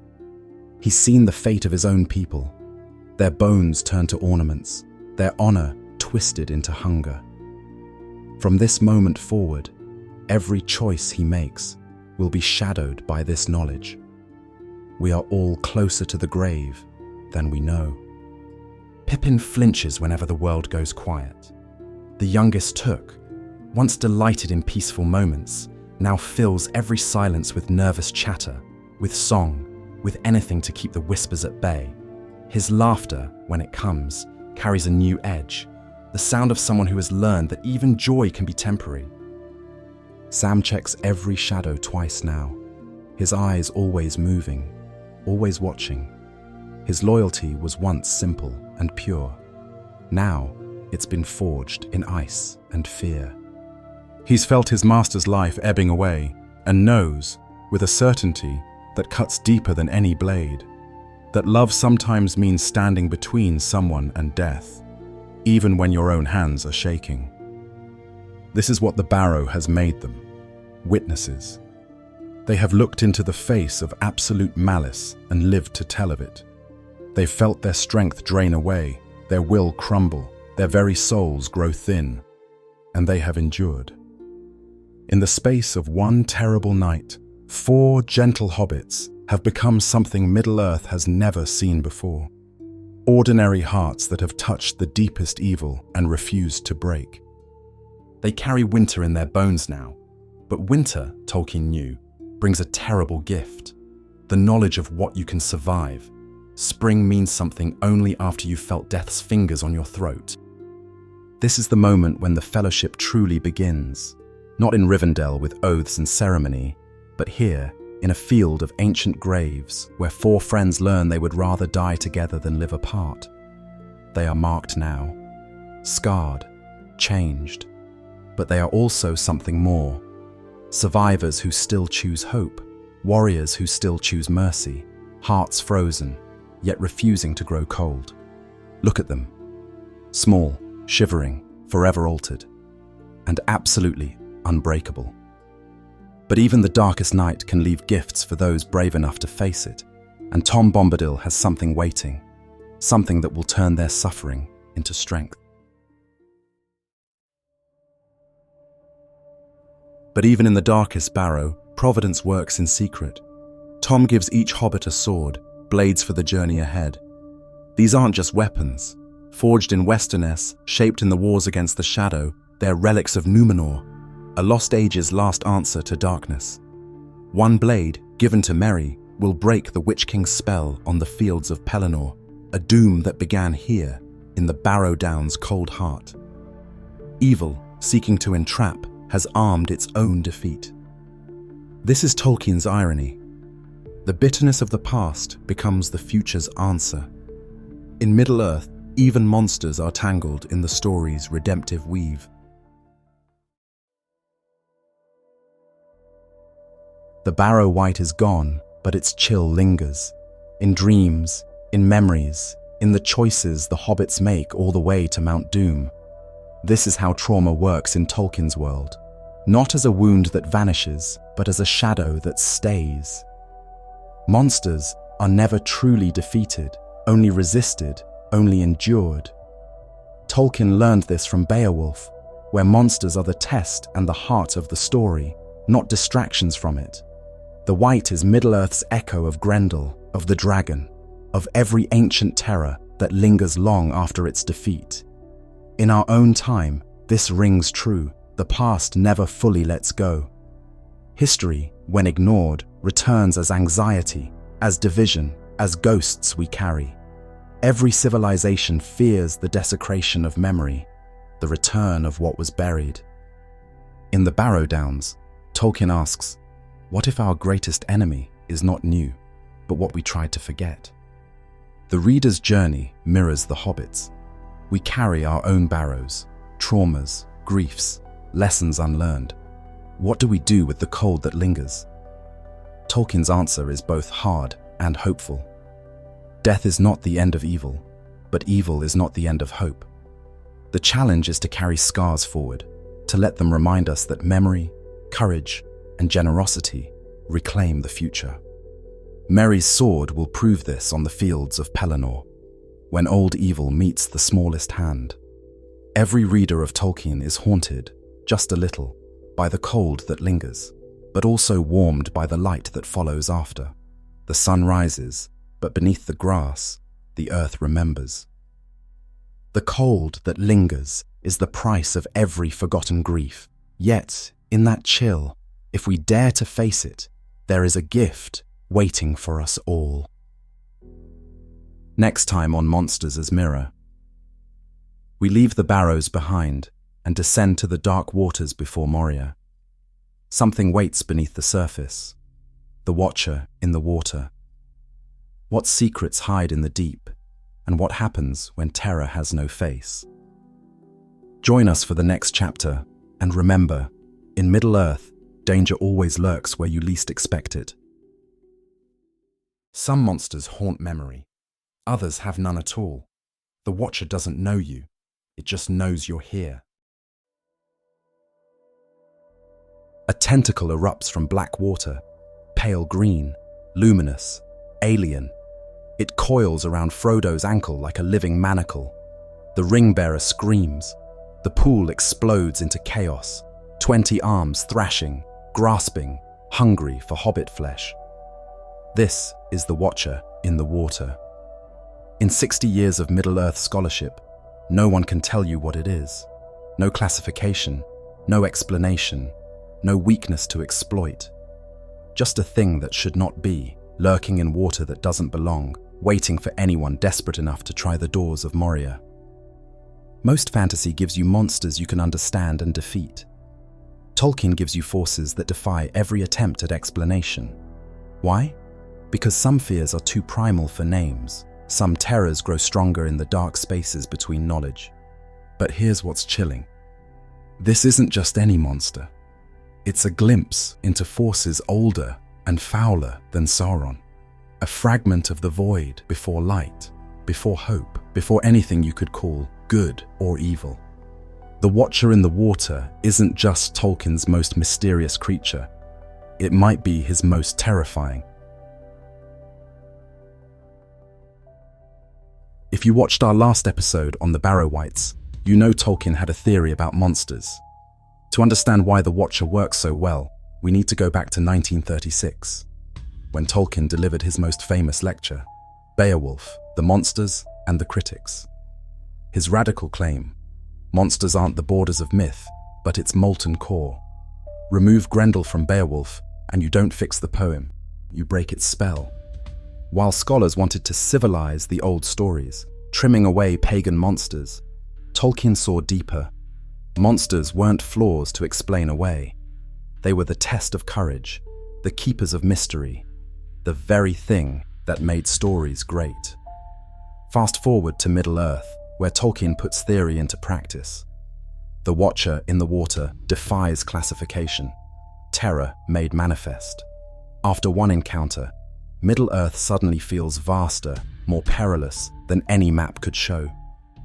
Other fantasy offers comfort through classification. This is a kraken. This is its weakness. But Tolkien, master of names, creator of languages, deliberately gives you forces uncategorizable. When the man who named every tree in Lothlorien leaves a monster nameless, pay attention. The Watcher remains unnamed because dread multiplies in darkness. The less we know, the more our imagination fills the void with whatever we fear most. The secret of the Watcher's horror, your mind's terror always exceeds the monster itself. In Middle-earth, monsters aren't obstacles. They're portals to the unknown. But why leave the Watcher nameless? What does that dread do to us, and to the fellowship at Moria's gate? So what is the Watcher in the water? For 60 years, fans have obsessed over this question, debated it on forums, analyzed it in essays, sent letters to Tolkien. Because what we think the Watcher is changes everything about that moment at Moria's gate. Was it just bad luck, an ancient guardian, or worse things stirring in the deep? Theory 1. The fallen dragon. Some say it's a cold drake, a dragon that lost its fire and wings. Picture Smaug's distant cousin, twisted by centuries in darkness until only hunger and tentacles remain. Tolkien's early writings mention dragons that crawled away after ancient wars and were never seen again, until now. Theory 2. Morgoth's living weapon. Others believe it's a creature, Morgoth, the original Dark Lord, created in his torture pits. A kraken bred for war, left behind when evil retreated, but never truly defeated. This fits the Watcher's alien nature, grasping tentacles, eyeless hunger. It doesn't feel natural. It feels designed to kill. Theory 3. Older than evil itself. The most chilling possibility comes from Gandalf. There are older and fouler things than orcs in the deep places of the world. What if the Watcher predates even Sauron? A remnant from the world's creation, a presence so ancient no one, not even Dark Lords, could control it. Each theory transforms how we read the encounter. What we imagine the Watcher to be, random chance, ancient guardian, or primordial chaos, changes the story. When fans wrote to Tolkien for answers, he smiled and refused. "Some questions," he wrote, "are better left open." He was right. The mystery is what makes it terrifying. Once you fully explain the Watcher, it becomes just another monster in a bestiary. But as long as it remains unnamed, unknowable, it stays exactly what Tolkien intended: pure nightmare fuel. Later, we'll explore why Tolkien believed some fears should never be solved. Forces wait at every crossing. Cerberus guards the gates of death. The world serpent coils at the edge of everything. In myth, the Threshold Guardian isn't just an obstacle, it's a test that transforms the hero. The Watcher doesn't lurk randomly, it sits at the moment the Fellowship must choose: retreat to safety or descend into legend. This is the crossing from light into darkness, from journey into ordeal, from hope into the unknown. Notice, the Watcher strikes at Frodo.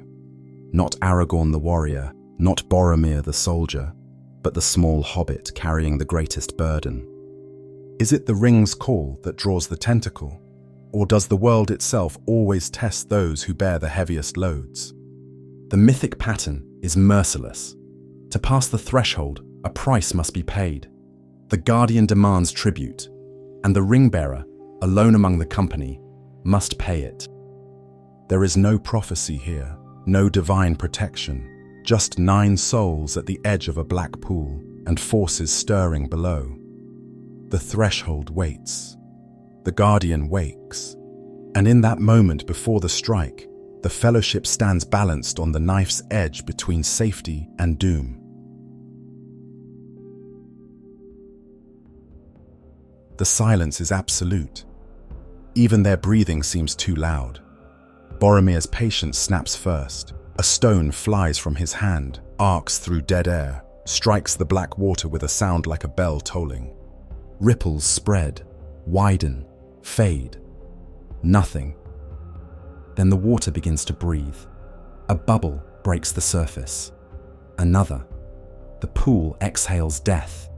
A reek of rot and ancient corruption that makes Legolas gag and Gimli curse in Khuzd-dûl. Powers shift beneath, and the water trembles like a struck drum. "Don't disturb it," Frodo whispers. But his voice is swallowed by dread. Too late.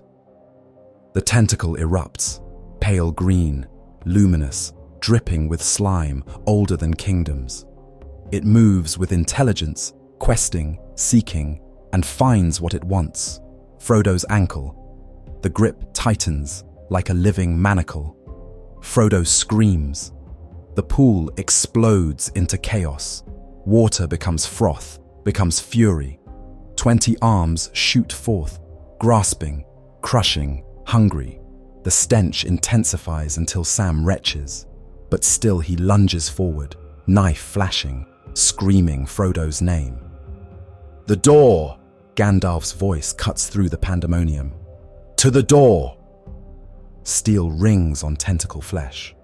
Legolas's arrows find their mark, but the thing doesn't slow. It multiplies.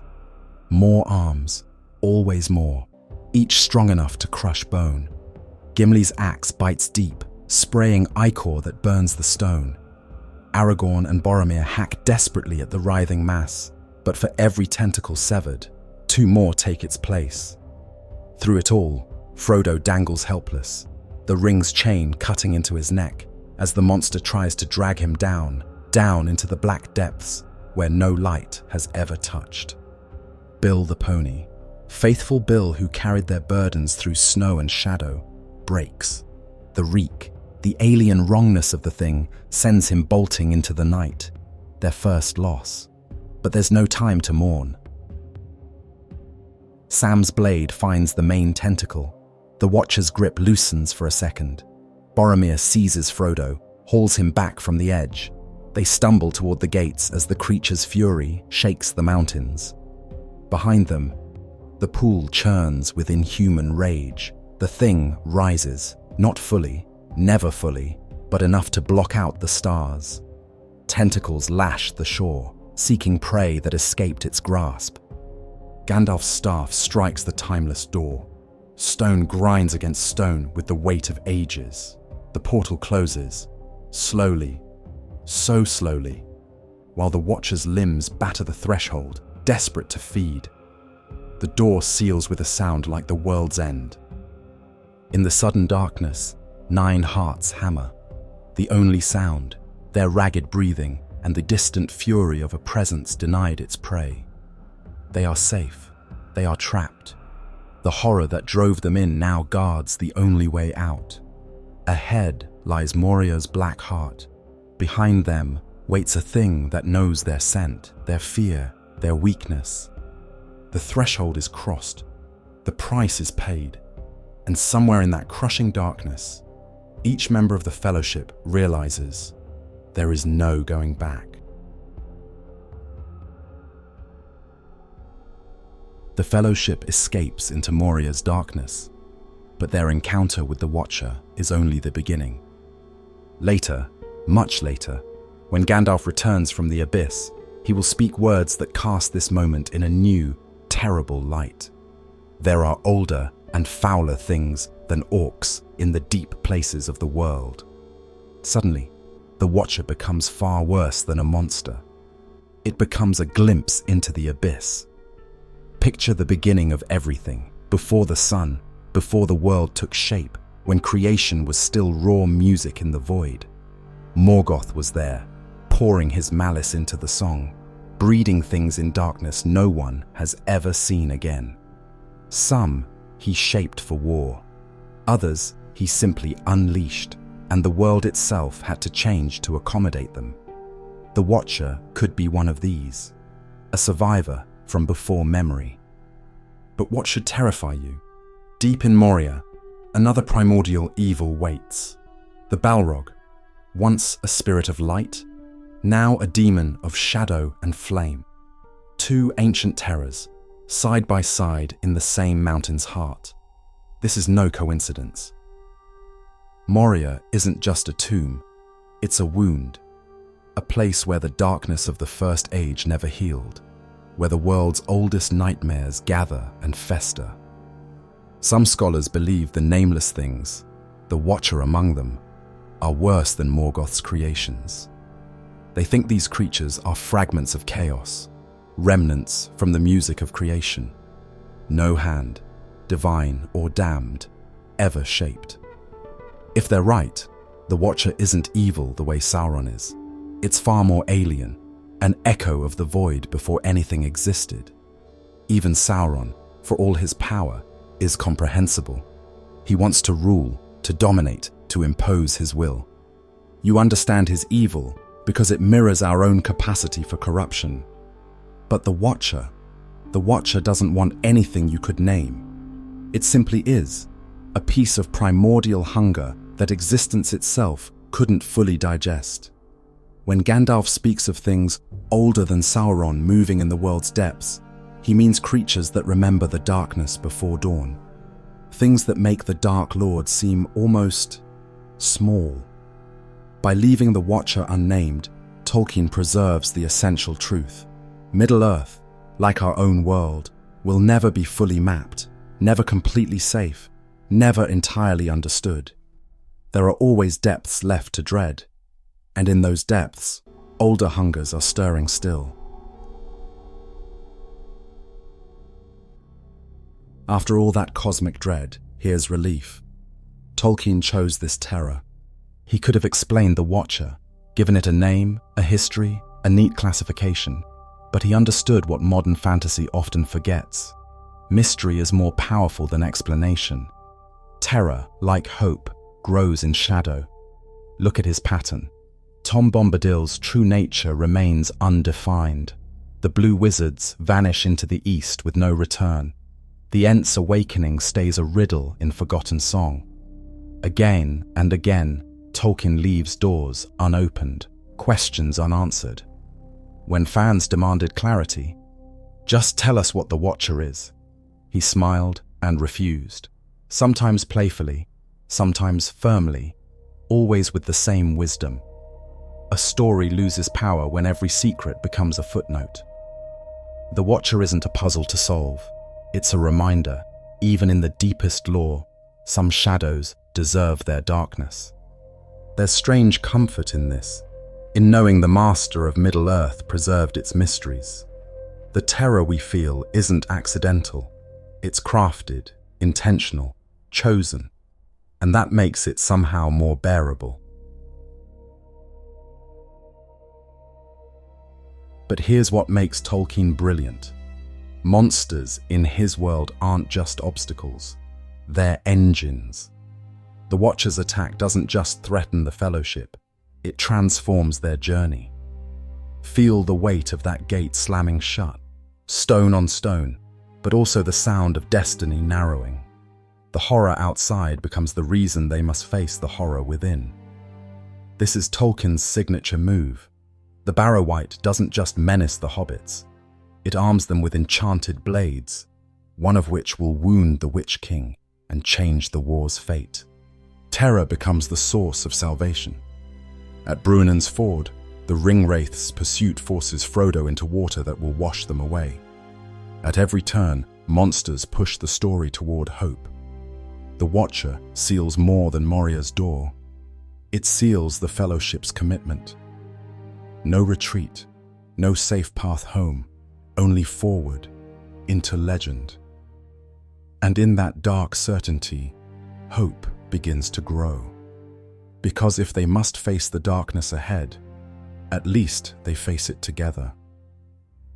The shadow of the Watcher gives way to greater shadows, and greater lights still to come.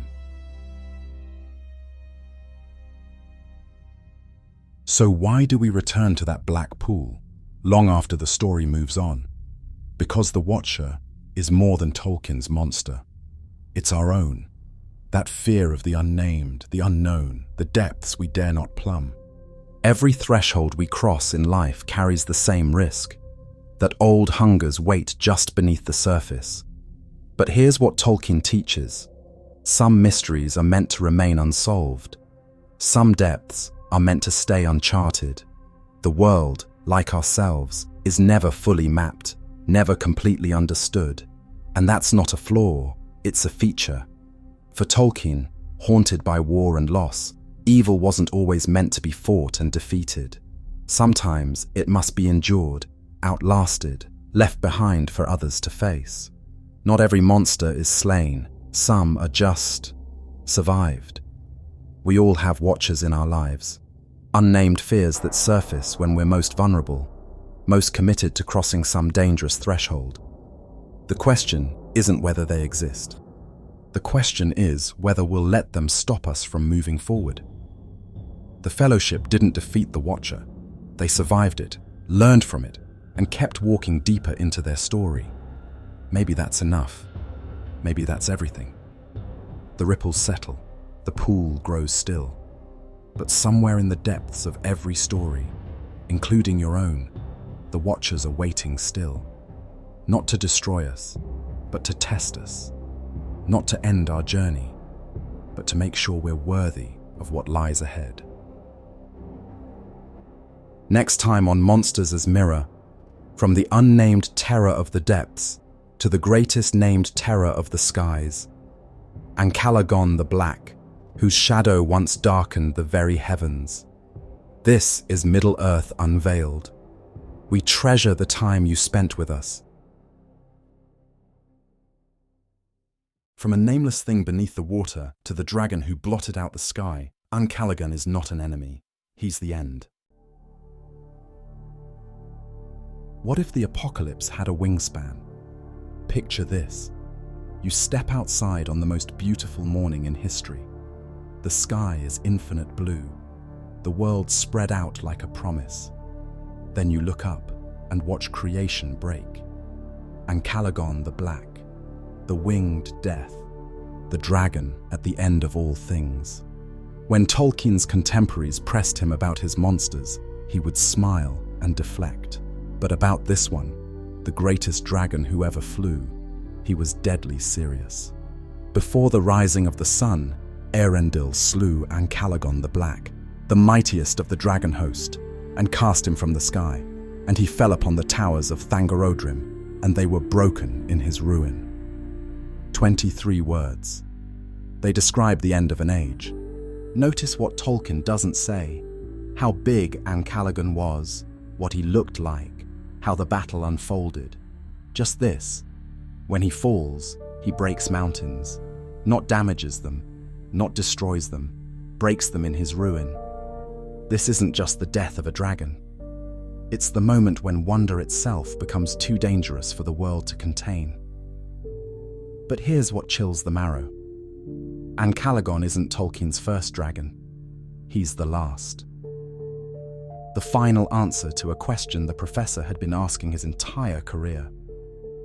How great can a monster be before it breaks the very story that contains it? This is Monsters' Mirror, our journey through Tolkien's darkest creations, where each terror becomes a reflection of ourselves. We've faced the Balrog's ancient rage and Shelob's endless hunger. We've solved Smaug's riddles and fled the Watcher's nameless dread. Tonight, we ascend to the breaking of the sky, where even the gods hold their breath, and the only hero brave enough to face the end of everything must sacrifice his world to save it. Before Calagon ever darkened Middle-earth, a different kind of monster stirred, in the mind of a professor who refused to apologize for wonder. The year, 1936. The place, Oxford University. The occasion, the most revolutionary lecture on mythology ever delivered. Beowulf, the monsters and the critics. Picture the scene: distinguished medievalists shuffling papers, some stifling yawns. Dragons, after all, were best left to children's tales. One professor leans to another. All very poetic, but it's not real scholarship, is it? But Tolkien's voice cuts through the politeness, like a blade through silk. The monsters are not an inexplicable blunder of taste. They are essential. Essential. Not obstacles to the real story, not primitive superstitions to be explained away. The blazing heart of every myth that matters. For centuries, scholars had treated monsters as embarrassments, distractions from the serious themes of heroism and kingship. Tolkien saw deeper. In that lecture hall, he declared war on shallow thinking. The dragon is not a distraction from the story. It is the story. Years later, colleagues would remember the fire in his eyes when he spoke of dragons, the way his voice dropped to a whisper when he said the word monster, as if he were not merely defending Beowulf's worm, but summoning one of his own. And perhaps he was. Because that night, walking home through Oxford's narrow streets, Tolkien carried a dangerous idea. If Beowulf's dragon could end a kingdom, what kind of dragon could end an age? The theory was complete. Now came the terrible test of making it real.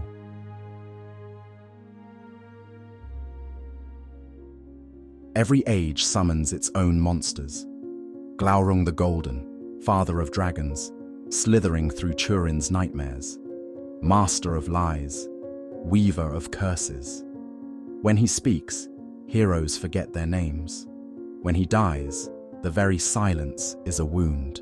Smaug the Mighty, riddling and boasting in his halls of stolen gold. Magnificent in his malice, terrible in his loneliness.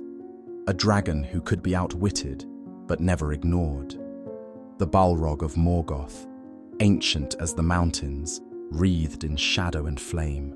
A demon that turns courage to ash with the crack of its whip.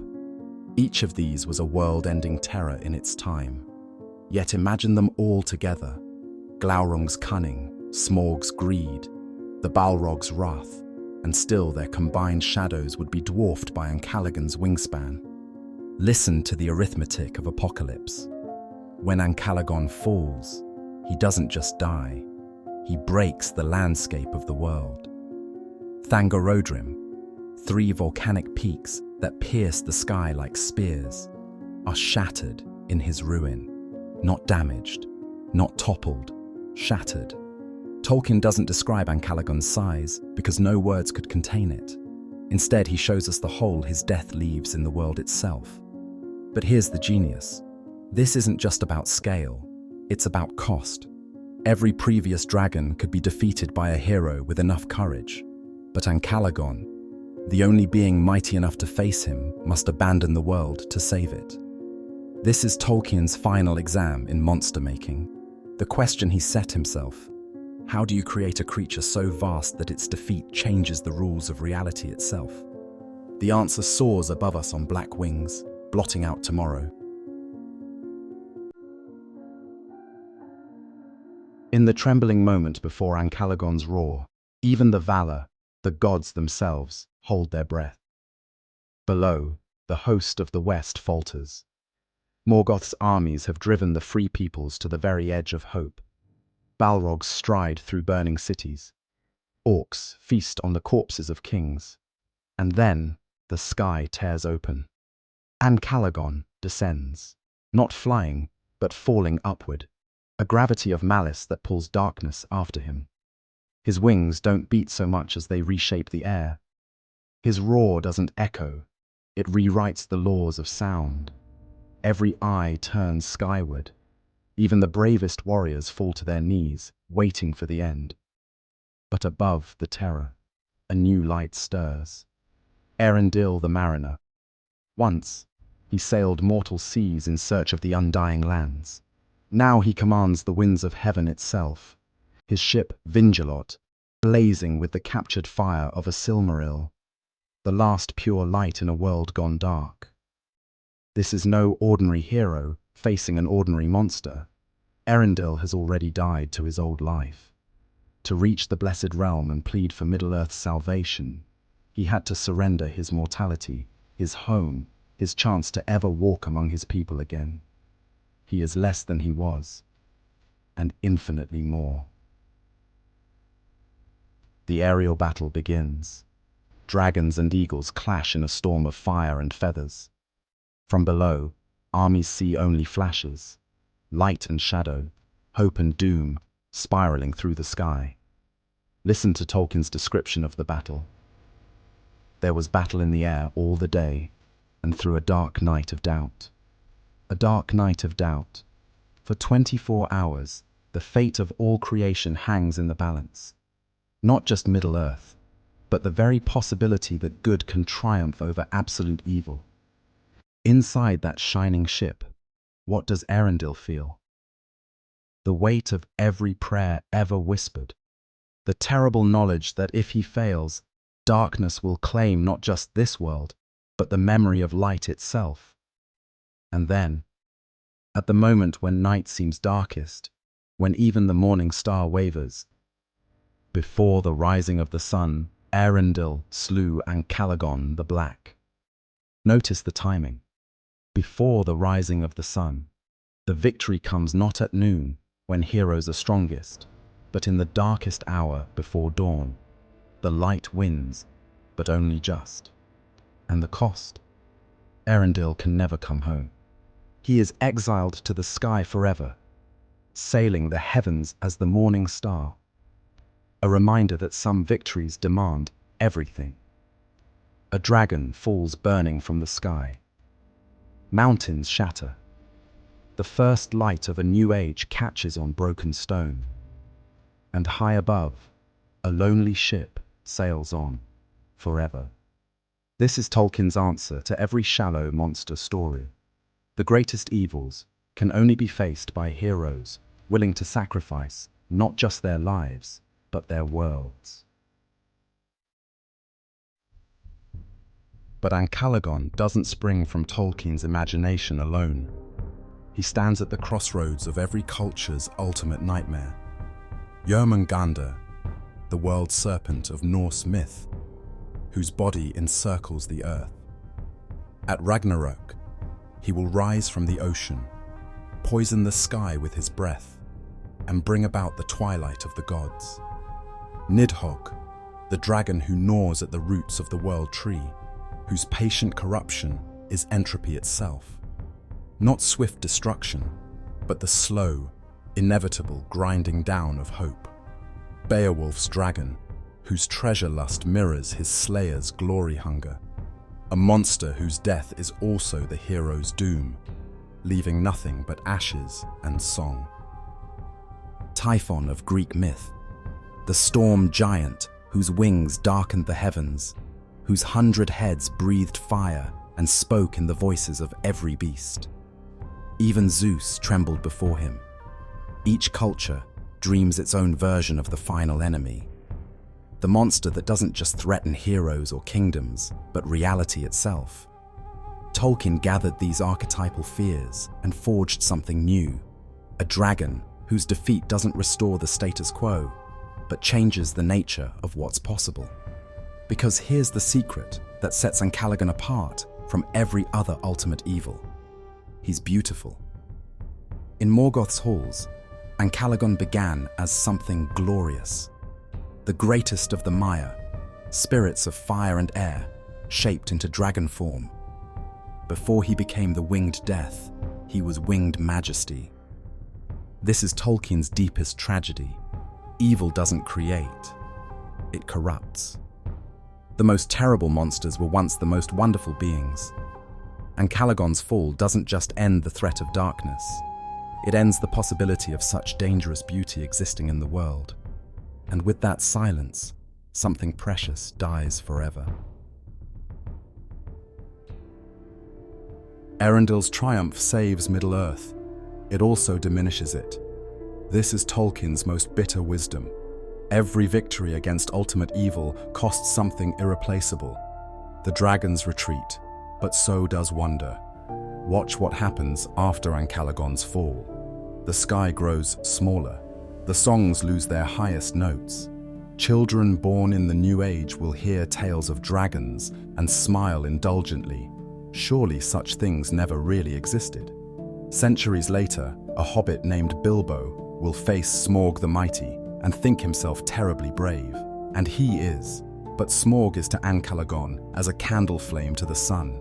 The monsters that remain are echoes of a vanished thunder. Tolkien called this the long defeat, the slow, inevitable fading of wonder from the world. Each victory against darkness preserves what we love, but at the cost of making it smaller, safer, more ordinary. But here's the comfort. The courage doesn't shrink with the monsters. Samwise Gamgee in Shelob's tunnel shows the same heart that Erendil bore against Ancalagon. The scale changes. The quality of heroism remains eternal. Quick cuts. Sam raising Sting in a dark tunnel, Merry drawing his blade against the Witch King, Frodo reaching for the ring at Mount Doom. Small figures against vast darkness, each echoing the moment when one mariner faced the end of everything. This is why Tolkien's world feels so real, because it acknowledges what every honest heart knows. The victories that matter most are the ones that cost us something precious. The age of Ancalagon is over. The age of hobbits has begun, and somehow, impossibly, the light burns just as bright. So what do these monsters teach us in the end? Across 7 episodes, we've walked with shadow and flame, rage, hunger, lies, despair, the unnamed, and now annihilation itself. Each monster holds up a mirror. In their darkness, we see not just our fears, but our capacity to face them. The Balrog teaches us about confronting buried rage, and the terrible cost of letting ancient anger consume us. Shelob shows us hunger without purpose, consumption without joy, and Sam's courage reminds us that love is stronger than any darkness. SMAUG reflects our own greed, the way possessions can possess us. And Bilbo's mercy teaches that the only cure for dragon sickness is generosity. The Watcher forces us to face the unnamed terrors that lurk in our own depths. And the Fellowship's unity reminds us we don't have to face them alone. And Uncalagon? He is every impossible challenge, every situation where the odds are so overwhelming that victory seems to require becoming someone else entirely. Like Arundel, we sometimes face monsters so vast that defeating them changes us forever. The parent who sacrifices their dreams for their child's future, the doctor who works themselves to exhaustion to save lives, the teacher who gives everything to reach a single struggling student. These aren't glamorous victories, they don't make headlines, but they echo Arendel's choice to become something greater by giving up something precious. Modern hands close the book, but the fire in the pages doesn't dim. Every reader who finishes these tales carries a little of that light forward into their own dark nights, their own impossible battles, their own chances to choose courage over comfort. Tolkien believed that fairy stories offer what he called eucatastrophe, the sudden turn when darkness breaks and light returns. Not because it's easy, but because someone was willing to pay the price. The candle burns down to its socket. In its final flicker, we see not endings, but beginnings. Every small act of courage that keeps the darkness at bay. The age of monsters may be over. The age of heroes never ends. And sometimes, in the quiet moments when we choose to be brave, to be kind, to keep going when everything seems hopeless, we catch a glimpse of Arendel's ship, still sailing the heavens, still carrying the light that broke the sky. Thank you for walking these dark paths with us. Wherever you face your own dragons, may you find the fire that once cast down Uncalagon, and may it guide you home. Next time on Middle-earth Unveiled, we've seen dragons break the sky. Now witness the sea break the world. A single wave, higher than mountains, rises to sweep away the greatest civilization of men. Pride, paradise, and power, all drowned in a heartbeat. This is the wave, the fall of Numenor. Will you survive the coming flood?